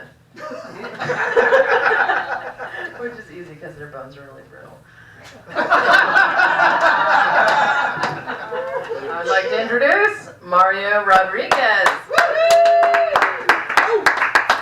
Thank you. Thank you. Thank you. Yes, continue fucking those old men. I think all old men need to be fucked more. Can we all agree with that? I think they would agree with that, right? Really? Yeah, somewhere there's an old man gonna watch this and he's gonna be fucking pumped. He's like, they get it, dude. They get it. I think men who like to be called daddy during sex shouldn't have kids. Right? Like we cut up a lot of problems just like that, you know? Like if you're having sex with someone and like right before they came, they were like, puppies! like you wouldn't let them near your dog. You know what I mean?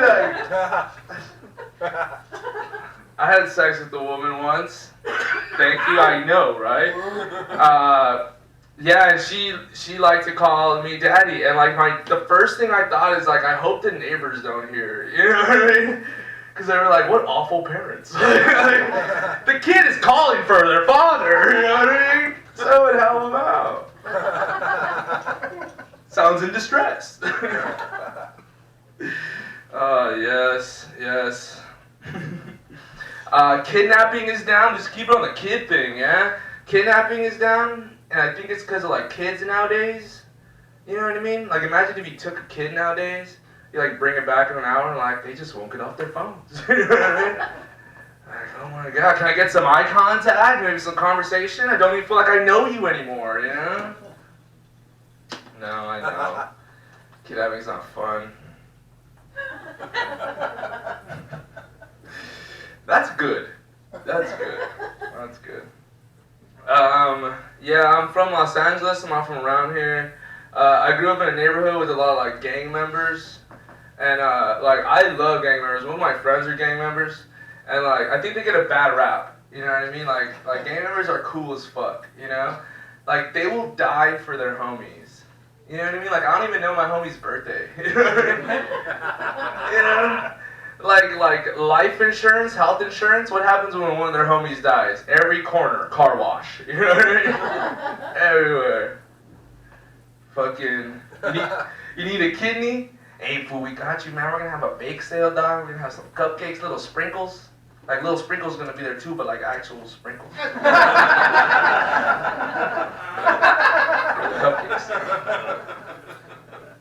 Yeah, I grew up in a rough neighborhood. And like, I grew up with a lot of, you know, like I said, great agility. I grew up with a lot of gang members, and like, I used to listen to a lot of like tough music, kind of like NWA, Tupac, you know, Biggie. They used to talk about like doing drugs and getting shot, you know. Then I used to go out in my life and like do drugs and like almost get shot, and it was cool, you know what I mean? But like now I can't do that no more. I can't listen to that. Like one, look at me. You know what I mean? I do Pilates now, man. I'm not the same guy, you know? And it makes me mad. Like, what do kids have to do nowadays to get shot? Go to school? You know what I mean? Fucking nerds. Yeah. Call me old-fashioned, but I think you have to earn your exit wound. You know what I mean? I don't know. No, guns are a tricky topic. I just think only homeless people should have guns. Yeah, because if they had guns, they wouldn't be homeless much longer. You know what I mean? Saw homelessness like that. At least they'd get way more change. You know what I mean? They could, like, imagine going to like a homeless dude and be like, oh, you know, can I get some change? And you're like, oh no. And they're like, oh yeah, what? I got a couple quarters maybe. Yeah. I feel like I'm moving around a lot today. I'm trying to drink less. Obviously, it's not working. I'm trying to smoke less. Obviously, that's not working either. You know what I mean? Cause I'm poor, and like when you're poor, it's hard to be a stoner and it's hard to be a drunk. You know, because when you're stoned, you want food, And when you're drunk, you just buy all these nudes on Snapchat, you know what I mean? Everybody else, no. You know, and it makes me miss like the time like I used to do meth, you know? Cause I used to do meth and not eat for like 3-4 days. It was so efficient, you know what I mean? It was so efficient. Like they should have give out food stamps. The government needs to just give out meth. We need to be like the 80s again, you know what I mean? Like, make it great again, you know? Give me drugs, government. I'm just kidding. We all love the CIA. Where's the camera at? I love you, CIA. I'm just kidding. Don't fucking look me up, dog. I have no search history. Talking about search history, fuck it. I haven't done this joke in a long time. I think I need to stop following porn stars on social media. Cause like I'm getting to know them too well now, you know? Like say what you will, it's hard to like see a girl that you know get gangbanged, you know what I mean? And not feel a certain way, you know? Her mascara's coming down her face and I'm like, what would Snickers think, you know? Like, oh, I didn't set up the dog part. Every porn star has a dog. We all know this, right? We all know every porn star has a dog. They don't have cats because cats are judgmental. You know what I mean?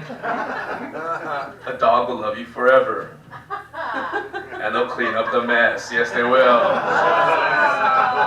That's improv. I never did that. That's not part of the joke. That just came to. Thank you. Sponsored by Pass Blue Ribbon. Yeah. Thank you. Let me just, where is this? The CIA, Paps, give me money. Thank you. How do I want to end this for you guys today? I feel like, I want to end it on like a positive message. Okay? Willy Wonka had slaves, okay? Can we say it? Can we all say it? He exploited refugees for a cheap labor force. We all know it, okay?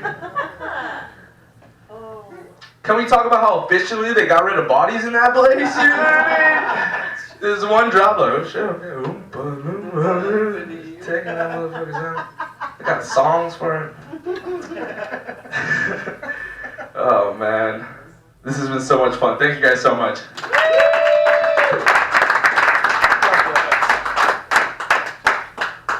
Thank you.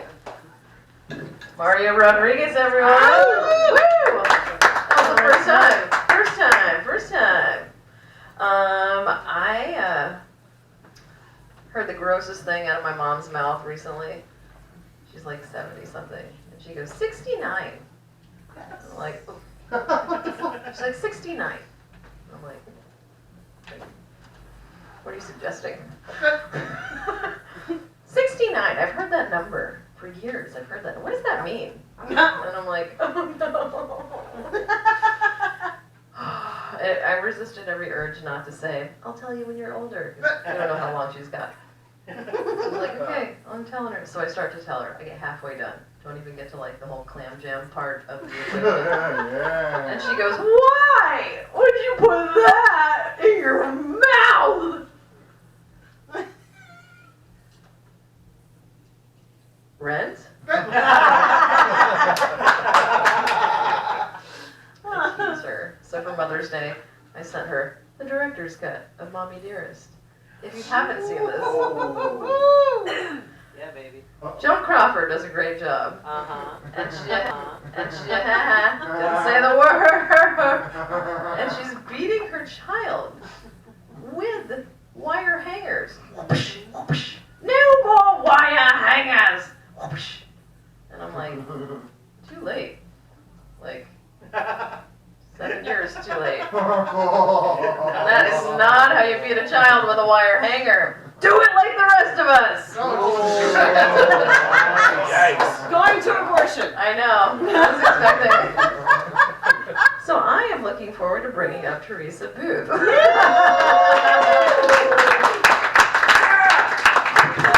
you got it well. Thank you. Thank you. Hello. Hello. So, I dated a lot of dumb dudes. This one guy I dated comes over all excited, going, babe, got a great idea. You're gonna love it. Biodegradable dildos.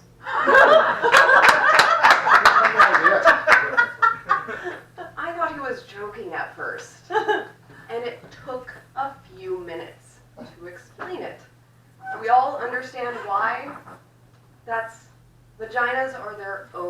environments. Dildos are made out of silicone because they're not biodegradable. He further tries to bolster his point by saying, no, you can just use them and then throw them outside when you're done with them. Like that's not a sex crime.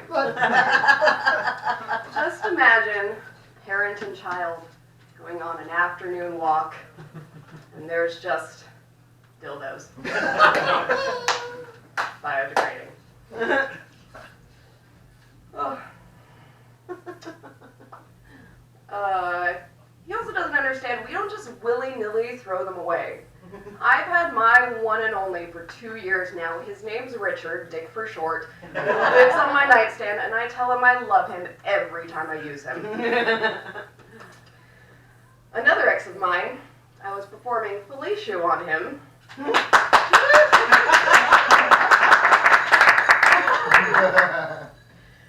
And I couldn't breathe. So I remove him from my face, and I tell him, I can't breathe. To which he responds, just breathe out of your nose. My exes are not good at anatomy, because when the sinus passage connects to the throat, and when the throat is blocked, the sinus passage is blocked. You can't breathe. Have you guys heard this rumor that girls with big noses give good head? It's like a thing I've heard. I don't know if they think that because we have something to compensate for, or if they're like my ex and think that a big nose is just a snorkel that enables you to breathe while deep throating.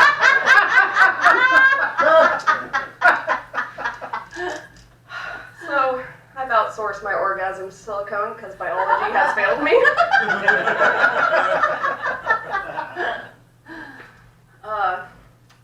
I wanna fuck the Hulk. That's what my sexuality has been reduced to. I wanna fuck giant fictitious characters. In the movie Age of Ultron, everybody's seen it? Yeah. When they're doing the whole sun's getting real low hand dance thing, the whole time I'm just thinking, how good would those sausage fingers feel? With those, you could just stack 4 chicks pelvis to pelvis and just...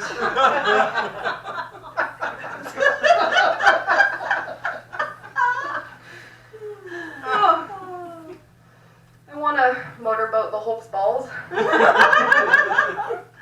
Just imagine them. They'd be like D-cup-sized testicles. They'd be the sizes of oranges. And since he's practically indestructible, you could just really get in there and do some damage. That's all I got. Thanks, guys.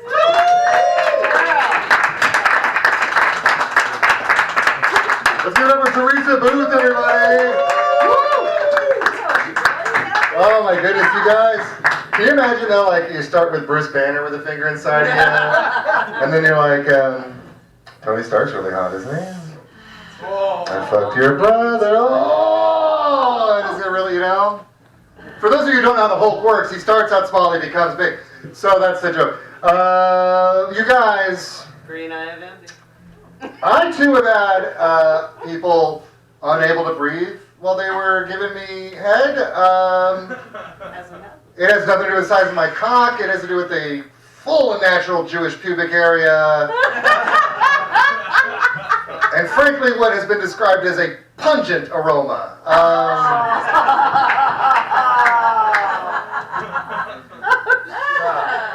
So summertime's here, you guys, and pool season is here.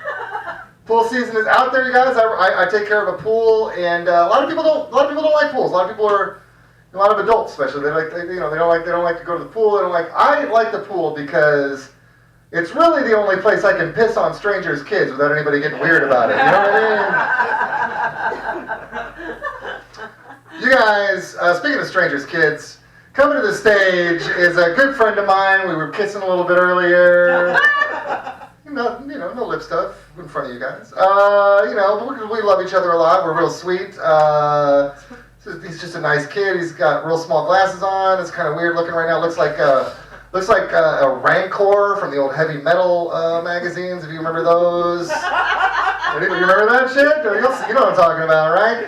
Coming to the stage, a sweet guy. Let's give it up for Mr. Kevin Perez, everybody. Oh, bitches. Yeah, I got tiny glasses on, so what? Yeah, I don't know what to do because my whole fucking set was how I want to poke the hole. No, I can't do any of it. Life's been good to me. The other day I took a shit in a stall without a door, and I don't know how to feel about it. I just walked you through the experience. So I had to walk into the bathroom, there's no fucking stall on the door, but I really had to take a shit. So I was like, this is gonna happen. So I started taking a shit, and then like so many dudes walk in and just witness me taking a shit in this stall, and I was like, this is so fucking weird. But then those guys were so chill about it, like, yeah, we get it, dude, you got a shit, it's fine. But then I had to get up and wipe my ass, and like that's when it got fucking weird. Cause I don't know if you guys have ever looked like made eye contact with someone while you're fucking wiping your ass. But that shit is weird. Everybody got grossed out, and I'm like, but this is the cleanest thing about this experience right now. Is the aftermath of it. Yeah, I'm still working on that, but I think it's got legs for sure. Speaking about washing your ass, anybody here wash your ass? Anybody out here washing your ass, gang? No, but I was washing my ass the other week. Yeah, like a week ago, whatever. I'm a dirty bitch. No, but I was cleaning my butt, and then I was just like getting in there, and I had a bar of soap, and I was getting in there, and it just went in. What happens, bro? And like, I don't know, like, what do you do about that? Do you go to like urgent care? Who do you go for that? What do I do? Oh yeah, go to Bar Right for that. He'll suck it out. He'll suck out the bar of soap. Sick. No, but I don't know who to go for help because you know, I've been farting bubbles for like a week. Yeah. And every time I shit, it looks like a washing machine just overflowing. But I'm clean down there, you know. I got a self-cleaning system going on. You know, I'm thinking about like it's almost gone. It's got to be a little pebble now. I'm like, if I just stick another bar of soap up there, what's up with that? You know, I don't care. I'll kiss my bros, whatever. I mean, is sticking a bar of soap up your ass gay, or is it just super hygienic? I don't know. We'll let the scholars deal with that one, but that's the question I'm dealing with right now. Yeah, I'm thinking about it. If I have a bar of soap up my ass, why did I wipe my ass earlier in that story? Because everybody's like, why is there bubbles going everywhere? I was like, I don't know, dude. You don't shit bubbles? Come on. Fucking weird ass. Yeah, so I was talking to my mom the other day, and I actually found out my parents are cousins. Wow. Okay, now here's the debate. Because my mom told me, yeah, me and your dad are cousins, but here's how they became cousins. So my mom and her sister married my dad and his cousin. So are my parents cousins? They're like cousins in law, right? Yeah. Right? So I don't know what to do with that, because then I'm technically, am I an incest baby or am I an incest baby like in law? What does that mean? Because I don't think there's any support groups for this type of situation. What do I do about this? But I was talking with my dad, right? I'm like, if I'm following in my father's footsteps, that means I could totally fuck one of my cousins. And dude, some of my cousins are fucking hot. I was like, Dad, can I fuck my cousins? He's like, I guess, man. Like, they're hot. He's like, I know, dude. I know. It's hard. It's hard to turn down cousin pussy. I don't know if you guys have hot cousins or not, but just get in there. It's whatever. I came out pretty good. I could read. Whatever. What's wrong with being a fucking incest baby? I don't give a fuck. That's great. I could read. I read Frog and Toad, and that's the only book I ever read. Frog and Toad. Yeah, but, you know, apparently in that book, like, there's a whole, like, breakdown of it. Apparently they're, like, in a homosexual relationship, which I totally fucking support. But also interspecies relationship, right? Frogs and toads. That was, like, such a weird tangent. I don't know where I'm going with that. No, but I hate my sister because she's hot as fuck. It just makes it weird. I wish my dad had fucking married his sister. That'd be lit. I could fuck my sister. No, I had a dream one time when I was asleep, and in the dream I was fucking my sister, and the fucked up part about it, I was just enjoying it so much. No, my sister's always been like a mother figure to me, because she used to beat me with coat hangers when I was a kid. like a fucking pillar of my childhood. But I was talking with her and my mom the other day, and she likes to embarrass me. She likes to, throw some fucking heat my way every once in a while, just to, let me know my place. And the fucking thing is, she knows I'm afraid of coat hangers to this day. Like, I don't have any coat hangers where I live. I get home and I just take off my jacket and I throw that shit on the fucking ground. You're not getting any fucking coat hangers near me. I've never been inside Bed Bath & Beyond. Because I know the Beyond part is coat hangers. I'm not fucking going anywhere near that place. But she's like, hey Kevin, you remember that time you shit yourself at Six Flags? I was like, yeah, I do remember that, Jenny. Remember that time you had 3 kids before you were 17? And ruined your whole fucking life? And she was like, well, fuck you, man. At least I wasn't dropped on my fucking head. I was like, I wasn't dropped on my fucking head. I was like, right, Mom? And she's like, I was like, what? Yeah, I was supposed to hesitate on that question. I was supposed to say, no, I love you so dearly, I would never let you go. She told me, yeah, one day I was holding a bowl of soup, and I was holding you, and I was either going to drop the bowl of soup or I was going to drop you. I couldn't afford more soup. I already had 6 kids. I only had 1 bowl of soup. Yeah.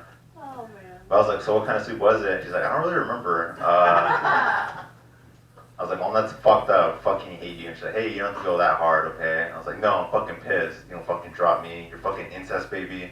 Uncool.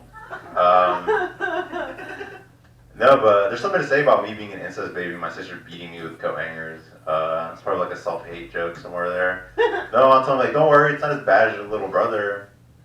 I was like, Mom, I don't have a little brother. And she said, exactly. I dropped him at the border and just kept on running. Alright, you guys have been great. Y'all take care now. Bye-bye. Thank you. Kevin Perez, awesome. We've shifted to this, alright. We're aiming it this way. Okay. I couldn't help but notice, because I'm very sensitive to facial hair, now that you know about this right here. And there's over here too. When I think of Prince,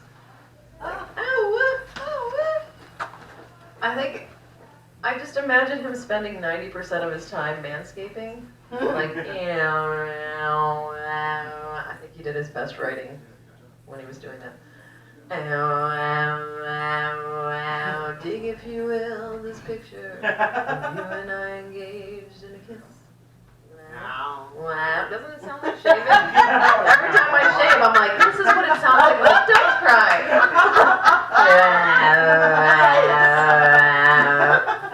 I feel pretty.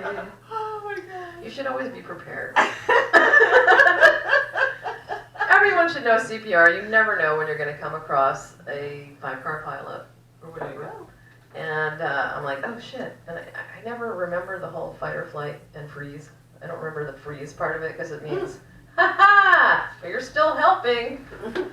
So I see this accident and I'm like, shit, no, like I pull over instantly. There's a guy who had stumbled out of his car laying on the ground. Hey, I can't feel my leg, oh my God, ah. And I run over.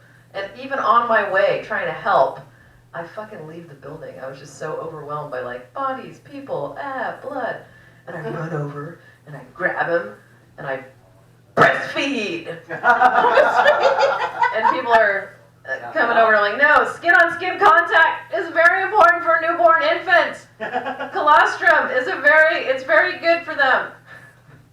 And then I'm like, oh wait, there's another lady over here covered in blood. And I run over to her and I pick her up. And I'm like, lady in red, dancing with me. Oh, shit. That was a very expensive dance. That one cost me like a 42-hour evaluation in the R wing. So it's like technically a free vacation. Oh my God. I am a lady in search of Robert Manel. I would like to introduce him, and I can't wait to hear what he has to say. Coming to the stage. Ow! What's up, people? How you doing? You alright? Yeah. Cool. I like it. Holy shit. The angle of this room from over there was much more promising than what I see now. But that's all good. I'll just basically perform over, like, to right here, I guess. This is where most of the people are. I'm moving over here. Oh, yeah, even it out. There you go. Fuck with you. Oh, no. Oh, no, see, joke's on you. Now I can just perform right to this fucking weird orb or whatever the fuck it is and get all of you. What's up, guys? Y'all good over there? I'll address you. I'll still address you. But now it's actually kind of fucked up because I have to fucking do a 180 after every joke. But, yeah, I've been thinking about this in stand-up. I think it's very good to be a sympathetic character, you know, someone that people can empathize with. And, you know, who I am is I basically just wanted to be a Major League Baseball player all my life, right? So, I mean, I was pretty good in high school, played a little bit in college, didn't work out. So you're like, okay, why should I give a baseball player my sympathy? Well, I hold my high school record for a number of girls I couldn't get it up with, so there's that. Thank you. And they hold the record for a number of people they promised not to tell, but did anyway, and immediately. So believe all women, guys. I like to get political sometimes. But yeah, that's what I was expecting. I was expecting an applause break right there. Actually, weird enough.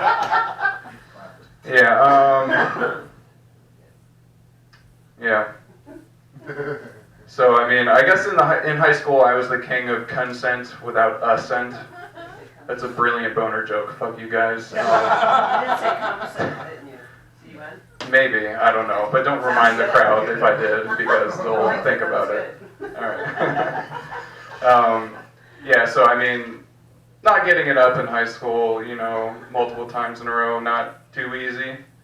You guys, do you ever, or have you ever gotten a ride home from a girl who just yanked on your basically inverted penis for 10 minutes to no avail? Ooh, yeah, the air in that minivan was thick. Yeah, thank you. The rest of you guys are just like, that's sad. Are you okay? Yeah, I don't know. I've had success with it since, but I'm still scared it might happen again, you know, because it's mental, you know, so I guess you could say I'm in the market for a new dick pill, right? My friend let me try one of his, and that worked, so now I'm in the market for a new Furby, so, yeah, I know. You don't have to like that joke if you don't want to. Well, thank you. Could you tell everyone else that? That'd be great. You verbalize all your thoughts, huh? That's okay. I'm like a comedian, I do. Oh yeah, it's right. I appreciate it. You know, it's very nice. I love positive heckling. Let's see. I don't know. Sex is it's not all bad. I mean, like, you know, like sex for me is like cooking. If I fuck it up, I just ask my mom to show me how to do it. You know what I'm saying? If she tells me to get my hips into it one more time, I swear to God, I'm gonna spit in her mouth and slap her. Oh no, that would probably make her come. I'm just performing to these people now. Hand over here. Oh, okay. You don't laugh out loud, do you? Oh, okay. That's all good. Oh man, I appreciate it though. Your energy is fucking helping out, I bet. Let's see. Let's switch subjects. I was switching through channels the other day, and I landed on like ESPN2 or whatever, and they had fishing on there. Anything you can do while masturbating is not a sport. I'll just say that. No. I couldn't fish and masturbate, honestly. Because I'm Catholic, I need the other hand to pray the rosary. So, is that even a good joke? I don't even know. Oh man. You know what? I heard that Catholicism is actually getting like a surge in like, you know, membership lately. Like people are like, just a few people. I know it's not like big, but like people are looking to get back into religion, I guess. And if there are any people who are thinking about, converting to Catholicism, you're gonna have to go to confession. I'll give you a few tips, all right, for confession. It's pretty simple. Just, number one, remember the act of contrition. That's the prayer that you recite to the priest. Makes things go smoother. Number two, just be honest. He's not allowed to tell anyone about your sins. And number three, if he has to take your shoes off, switch churches. That's Father Dawkins. And he's not a real chiropractor. Okay, all right. I was worried about that one. Let's see where we at. All right. Yeah. I grew up with like a strict Catholic dad. So I mean, it was pretty rough. I mean, he used to beat me with a fly swatter every time I farted. In his defense, he was blind and I had a super tiny asshole. So I understood the confusion. That joke is a disappointing puzzle. Let's see here. I love you guys. Thank you. Yeah, I don't know. My dad's a good guy though. Last time I hung out with him, we watched the 5th Rocky movie, Rocky Balboa. That's where Rocky was like old as shit, came out of retirement to fight a young fighter, right? And but the movie's not about the fight. He gets his ass kicked in the fight. The movie's more about his relationship with his son. So he gives a fucking beautiful speech to his son at the end of the movie about courage and perseverance. And it really touched me, because it reminded me of a lot of things that I still need to tell my dad, So literally, it was weird. In the theater, I had tears rolling down my eyes as the credits were rolling. I called my dad up and I challenged him to a rematch. And, I think I have a good chance because he's blind. All right, I'll leave it there. Peace out.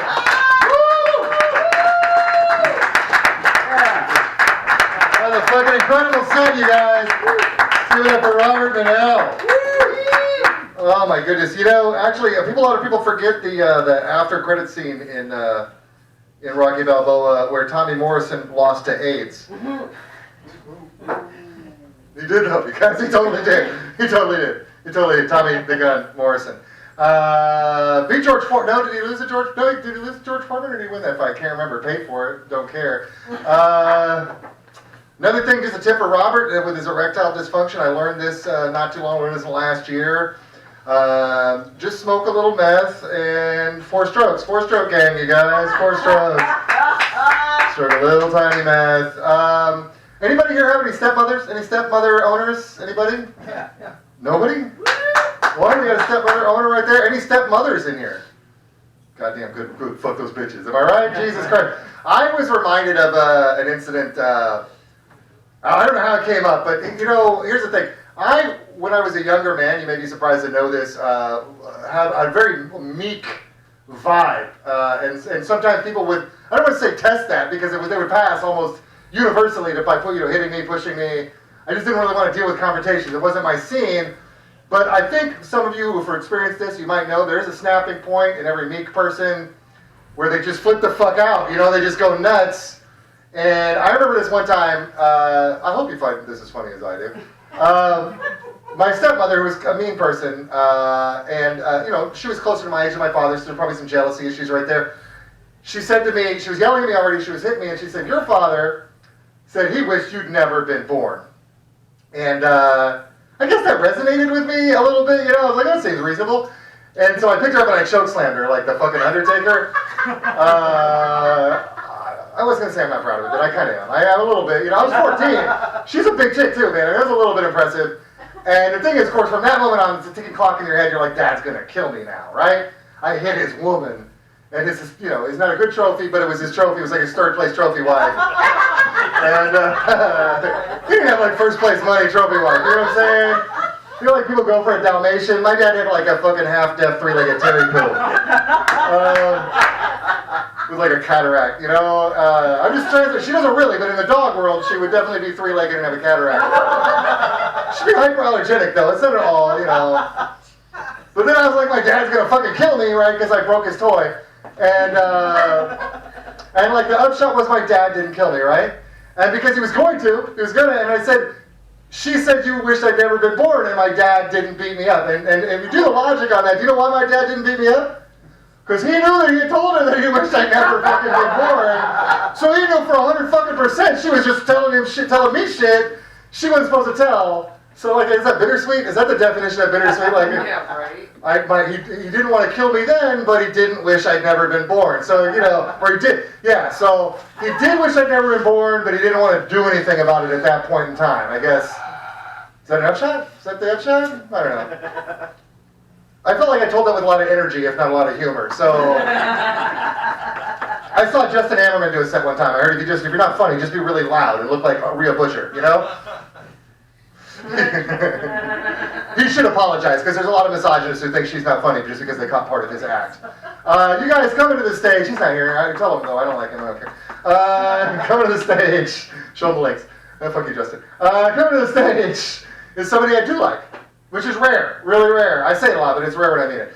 You guys coming to the stage is a beautiful human being, a guy that I really enjoy a lot. He is a cerebral comedian, you know, cerebral spinal sometimes, I think, you know. Coming to the stage is a beautiful human being. Let's give it up for Mr. Brett Baker.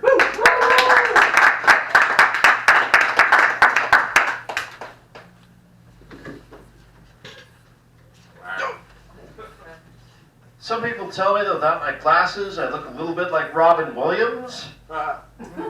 If someone made a wax voodoo doll of him and left him in a car on a hot day.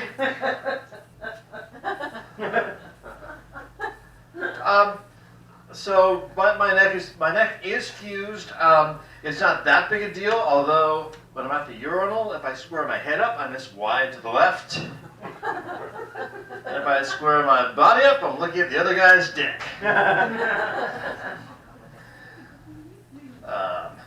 So this one chiropractor, like he was saying to me, he's trying to recruit me. You know, he's like, use neck or not, I can adjust you. I'm like, bullshit, you're just trying to manipulate me. I let him talk me into it. I pass out in his office. The last thing I remember him saying is, relax, Brett, I just want to try something I saw in a cartoon.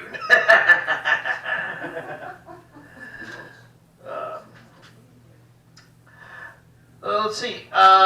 Someone told me that I just want to get up here with a microphone because I'm an attention whore. I said, bullshit.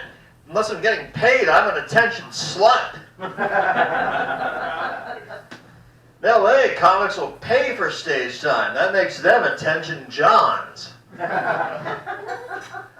It's only after a lot of hard work and self-development that you can say to a whole room full of people, I think you should spend your hard-earned money to put your attention all over my face.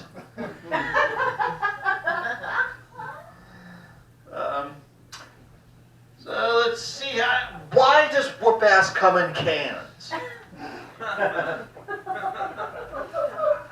What if I like you and want to give you some whoop-ass with a complex flavor that can only be preserved in a bottle? What if I have a lot of beatings to dispense? Should I be able to tap a keg of whoop-ass? Whoever's in charge of packaging at Whoop-Ass Incorporated is not doing his job. Let's beat him up. So, European racism is really weird. Europeans are so racist they hate other white people. Okay, my brother married a Finn. I'm visiting him in Helsinki, Finland.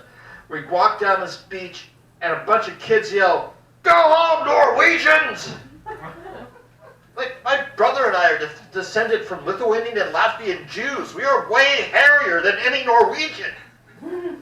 I expect, okay, in a country with Finland's education system, I expect sophisticated racism.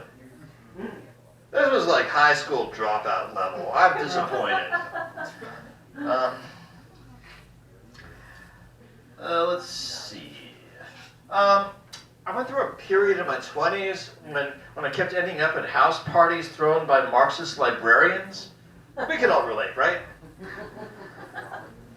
So the weirdest Marxist librarian party I had came right in the run-up to the Iraq invasion.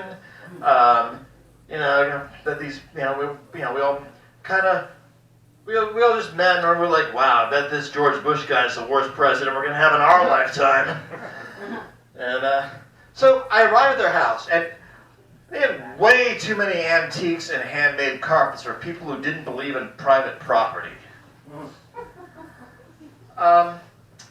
They were all about, they were all like in their 50s or older, and when you're, I was 29 at the time. When you're in your 20s, people in their 50s are scary. I realize to some people here tonight, I may be terrifying. I'm reining in my awesome middle-aged masculinity. All of you who are not shaking, you're welcome. So let's see. One of these librarians looked a lot like Ayn Rand. Like, you know what Ayn Rand looked like? Look, she looks like a Marxist librarian. Another one looked like modern-day Jamie Lee Curtis. And like this other one, she looked like my brother's friend's Dino's mom.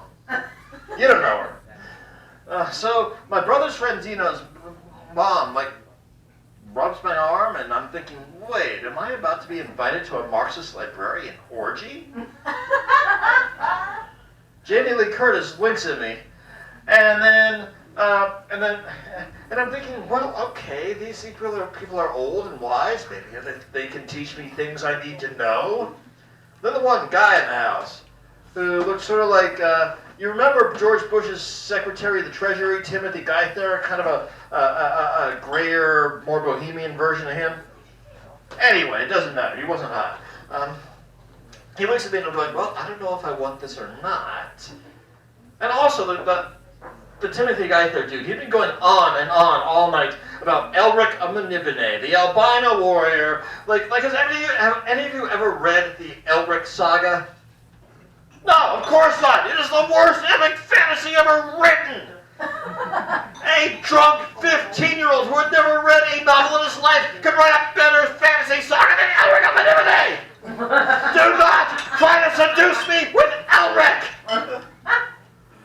Okay, I was still a little on the fence, but then the ladies have gone on and on about Louis Althusser. Louis Althusser is a French neo-Marxist who strangled his wife. What self-respecting feminist has Louis Althusser in a library? So I thought, still, you go to the orgy with the partners you have, not the partners you wish you had. Then I thought, wait, this isn't not an orgy of necessity, this is an orgy of choice. And I yelled, I'm getting out of here before someone commits crimes against humanity. I was never invited to an orgy again, but trade-offs. All right, thank you very much, everybody.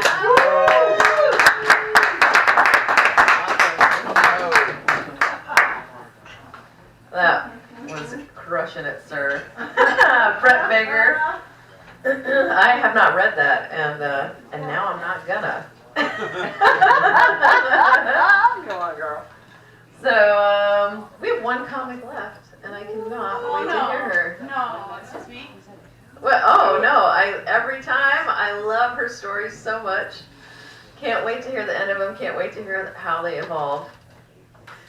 I'm just gonna say one tiny thing about me crushing it with the old men. Oh. With their little bird bones. Like, they're so cute. They don't know a lot about technology. So I was like, hey daddy. And I got him a smartphone. And he's like, wait, sorry. And after a while, he was so proud. He was like, I learned how to use it. This girl keeps texting me. And I'm like, it's me. He's like, no, she keeps texting me. She's trying to sell me a car. And I'm like, no, I'm the one texting you. You give it. And he's like, so I responded to her. Like, I learned how to text back. And I'm like, give me your phone. So I look at his phone. He's been getting Amber Alerts. To which he's responding, I got one. I paid for her. She's mine. I'm like, oh God. I'm like, we need to dye your hair and get you some lace-up shoes so they can't find you. I'm going to be anonymous. Coming to the stage. Can't wait to hear the stories. Emily Duos.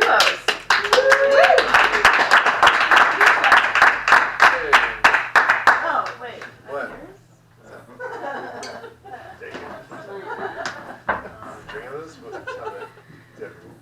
Hello, let's give it up for the host.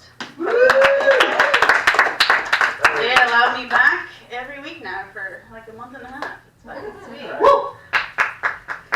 Alright, so I wasn't always an amazing stripper.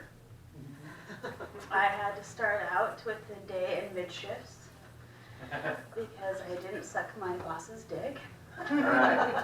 True story. So day and mid shifts are kind of like waiting around to win the lottery, except you don't get to play. So there I was one day, and I was like, I get to the end of my shift, like it starts running down the last half hour, and you're just like, I just want to get the fuck out of here. And I was like, sweet. I get called on standby. I'm like, this is my last stage set. Nobody is at stage. You know what that means? I ain't gotta do shit. I can do whatever I want. I can fart on my face. Doesn't fucking matter. Doesn't fucking matter. I can try my own stand-up bits. It doesn't matter. This is my time to shine for myself. So I was like, fuck yeah. I turn around. I'm like, all right, get some Chief from the Universe. Here we go. DJ for the night showed up, which means I still don't get to pick my music. Love you. That's a story for another time. So I was like, all right, cool, whatever. So I get up on stage, and all of a sudden, the fucker sits down. I was like, where the fuck did you come from? This place is empty. Like, there wasn't a soul in here 5 seconds ago. Of course, he sits down like in the middle of the catwalk, which is the furthest away you could be from me and still have to pay. Which says something in itself. And I was like, all right, whatever. So I get up there, I was like, I clean the pole, and I look over, my eyes focus in, and I was like, oh my god, it's Jay! I was like, yes, love this motherfucker. So I get in front of him, I hop down, I was like, hey Jay, how's it going? Now let me tell you a little something about Jay. He's a very special soul. I hold him very dear in my heart. He has a very limited vision. He only sees out of the peripheral of one eye. So I just scrap the whole like cool tricks. I'm like, fuck that. I just get right down somewhat in front of him. I was like, hey Jay, how's it going? How's your day? What's going on? And he's like, hey, how's it going? Like, yeah, it's good. It's good. I'm like, all right, Jay, I am now going to put my boobs in your face. Like, I tell him that because he has very little vision. I don't want to scare the motherfucker. I tell him that every time. I have knocked, like, hearing aids out of people's ears numerous times. Every time, it never gets better. So I was like, all right, boobs in your face. Here we go. Ready? I was like, all right, do like a 1, 2. And I pull back and do the kind of like, coy smile. And he's got a gracious smile on his face. And I'm like, Jay, we dropped something. And he's like, he's like, what? You dropped something? Let me look. I throw my hands down on the floor. I'm on the floor. I'm on the stage just like 3 feet up. And I'm naked. So like, my ass is in the air, my hands on the fucking floor. At the same time, I realize he doesn't know what I'm fucking talking about. He doesn't know what we're looking for, but he's helping because he's a good person. So he's also feeling around like, what are we doing? Like, I have no fucking idea. And I was like, no, Jay, like, come here, like, I got your nose, Jay. I got your nose. Like, your nose. He's like, oh. So he dives down, we're both searching on the floor. I see the DJ, like, come up to the fucking stand. He's 5 feet away. And I have one hand on the floor, I have one hand up in the air, and I'm waving around like fucking white pants in the air, like, dude, fucking save me, please, right now, come over to the stage, like, there's a problem.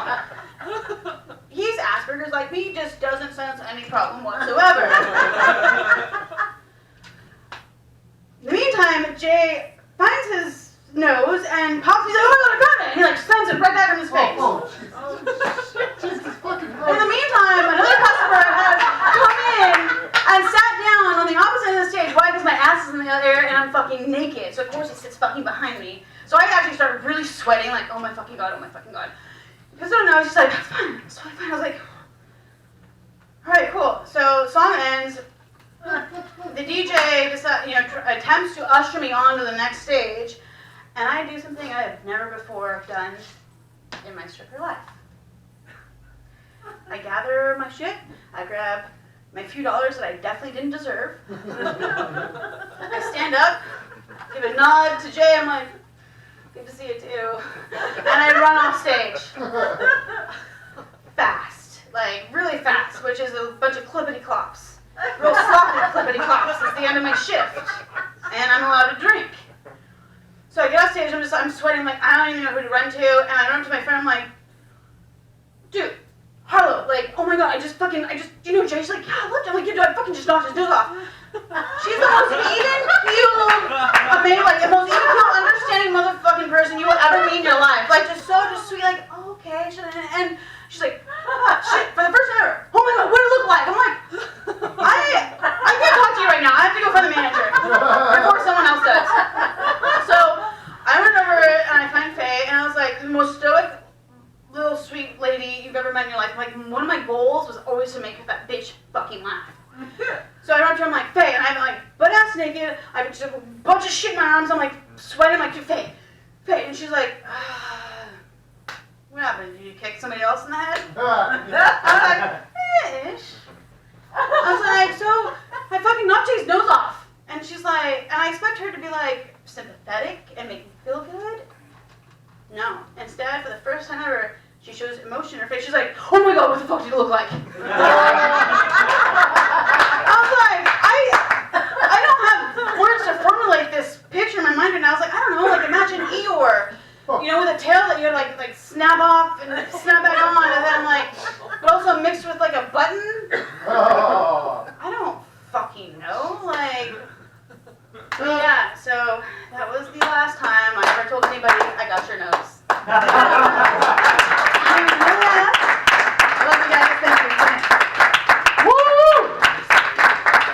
Amelia Duos, everybody! Oh my god, let's see. Contact lens, dentures, and a nose are my list of things that were for falling on the floor of a fucking strip club. I would not be sticking them back where they came from. Jesus fucking Christ, goddamn, that's fucking hard shit. You guys, I want to thank you guys so much for coming out, man. It was so good. So good of y'all to be here, to fucking stick around and make it happen, to do new material, to do fucking material you're working on. I'm going to do something before we close it up, something I don't normally do. I try to fail on purpose a lot by doing new material every single time, right? It's a real Portland thing. If I didn't try, I can't fail. I'm gonna try and do a joke that I've been workshopping. This is one that you might have heard before. I feel weird saying that I do jokes because it's like, usually it's pretty autobiographical, but I think you'll understand why this one's not. So, as you guys have probably picked up, pornography is a real big part of my life. And I watch age-appropriate pornography, and as a person of my age, what that means is old people pornography. Because I'm an old people, you guys, and here's the thing that you pick up on, which they don't, there's no ongoing adult education. After put rubber on it, that's kind of, you're on your own after that, you know what I mean? There's no fill-ins. Your dad doesn't say, hey Chris, you're going into your 40s, and if you start banging chicks your own age, here, just get ready for this. So here's the thing, hormones change, man. Hormones change. And when a woman approaches what we call perimenopause, which is the premenopausal stage in a woman's natural hormonal development, or when a woman takes up professional bodybuilding, the testosterone level will come up. The relative testosterone level will come up, and what that causes is what is called a clitoral expansion. And so what you see on women of a certain age, and you get to their 40s, is what I like to call a glorious, mature, look at me, clitoris. But the thing is, I had to formulate my own opinions, right? I'm like, I don't know. I'm not a fucking doctor. I'm not an endocrinologist. I say big words like perimenopause, but I don't know what the fuck those things mean. I looked that shit up. So I had to kind of formulate my own opinion. As being who I am, raised in the 80s, I saw what I saw. I'm like, oh, I know what this is. This is a fucking rescue movie. This is a montage. That's what happened. That clit's been hiding out, not getting any attention for 40 motherfucking years. All these little hotshot pilots are circling around all the time, never coming in. Let me tell you something, that poor clitoris hit puberty. It got felt up, and it was like Willem fucking Dafoe when those helicopters are going away, like, where are you going? Not getting rescued, you guys. But you know what? That clitoris is a woman. That clitoris takes care of business. That clitoris knows how to rescue her motherfucking self. What did she do? She spent the next 30 goddamn years in the fucking jungle, carrying goddamn logs around and shit, working out, you know, kicking fucking bamboo until her leg got all strong like Jean-Claude Van Damme. And then one day when she hit about 43 years old, you guys, that fucking clit all swole as a motherfucker, jacked up. That clit's like Dwayne The Rock Johnson. Why? Because everybody likes Dwayne The fucking Rock Johnson, you guys. That clit comes out of the fucking jungle like, you motherfuckers, you're gonna find me today, you sons of bitches. And God bless that clitoris, you guys. God bless that fully actualized, personalized, agency-ridden clit. God bless the clitoris. God bless HotBoxes. I'll lay motherfuckers. See you next Friday.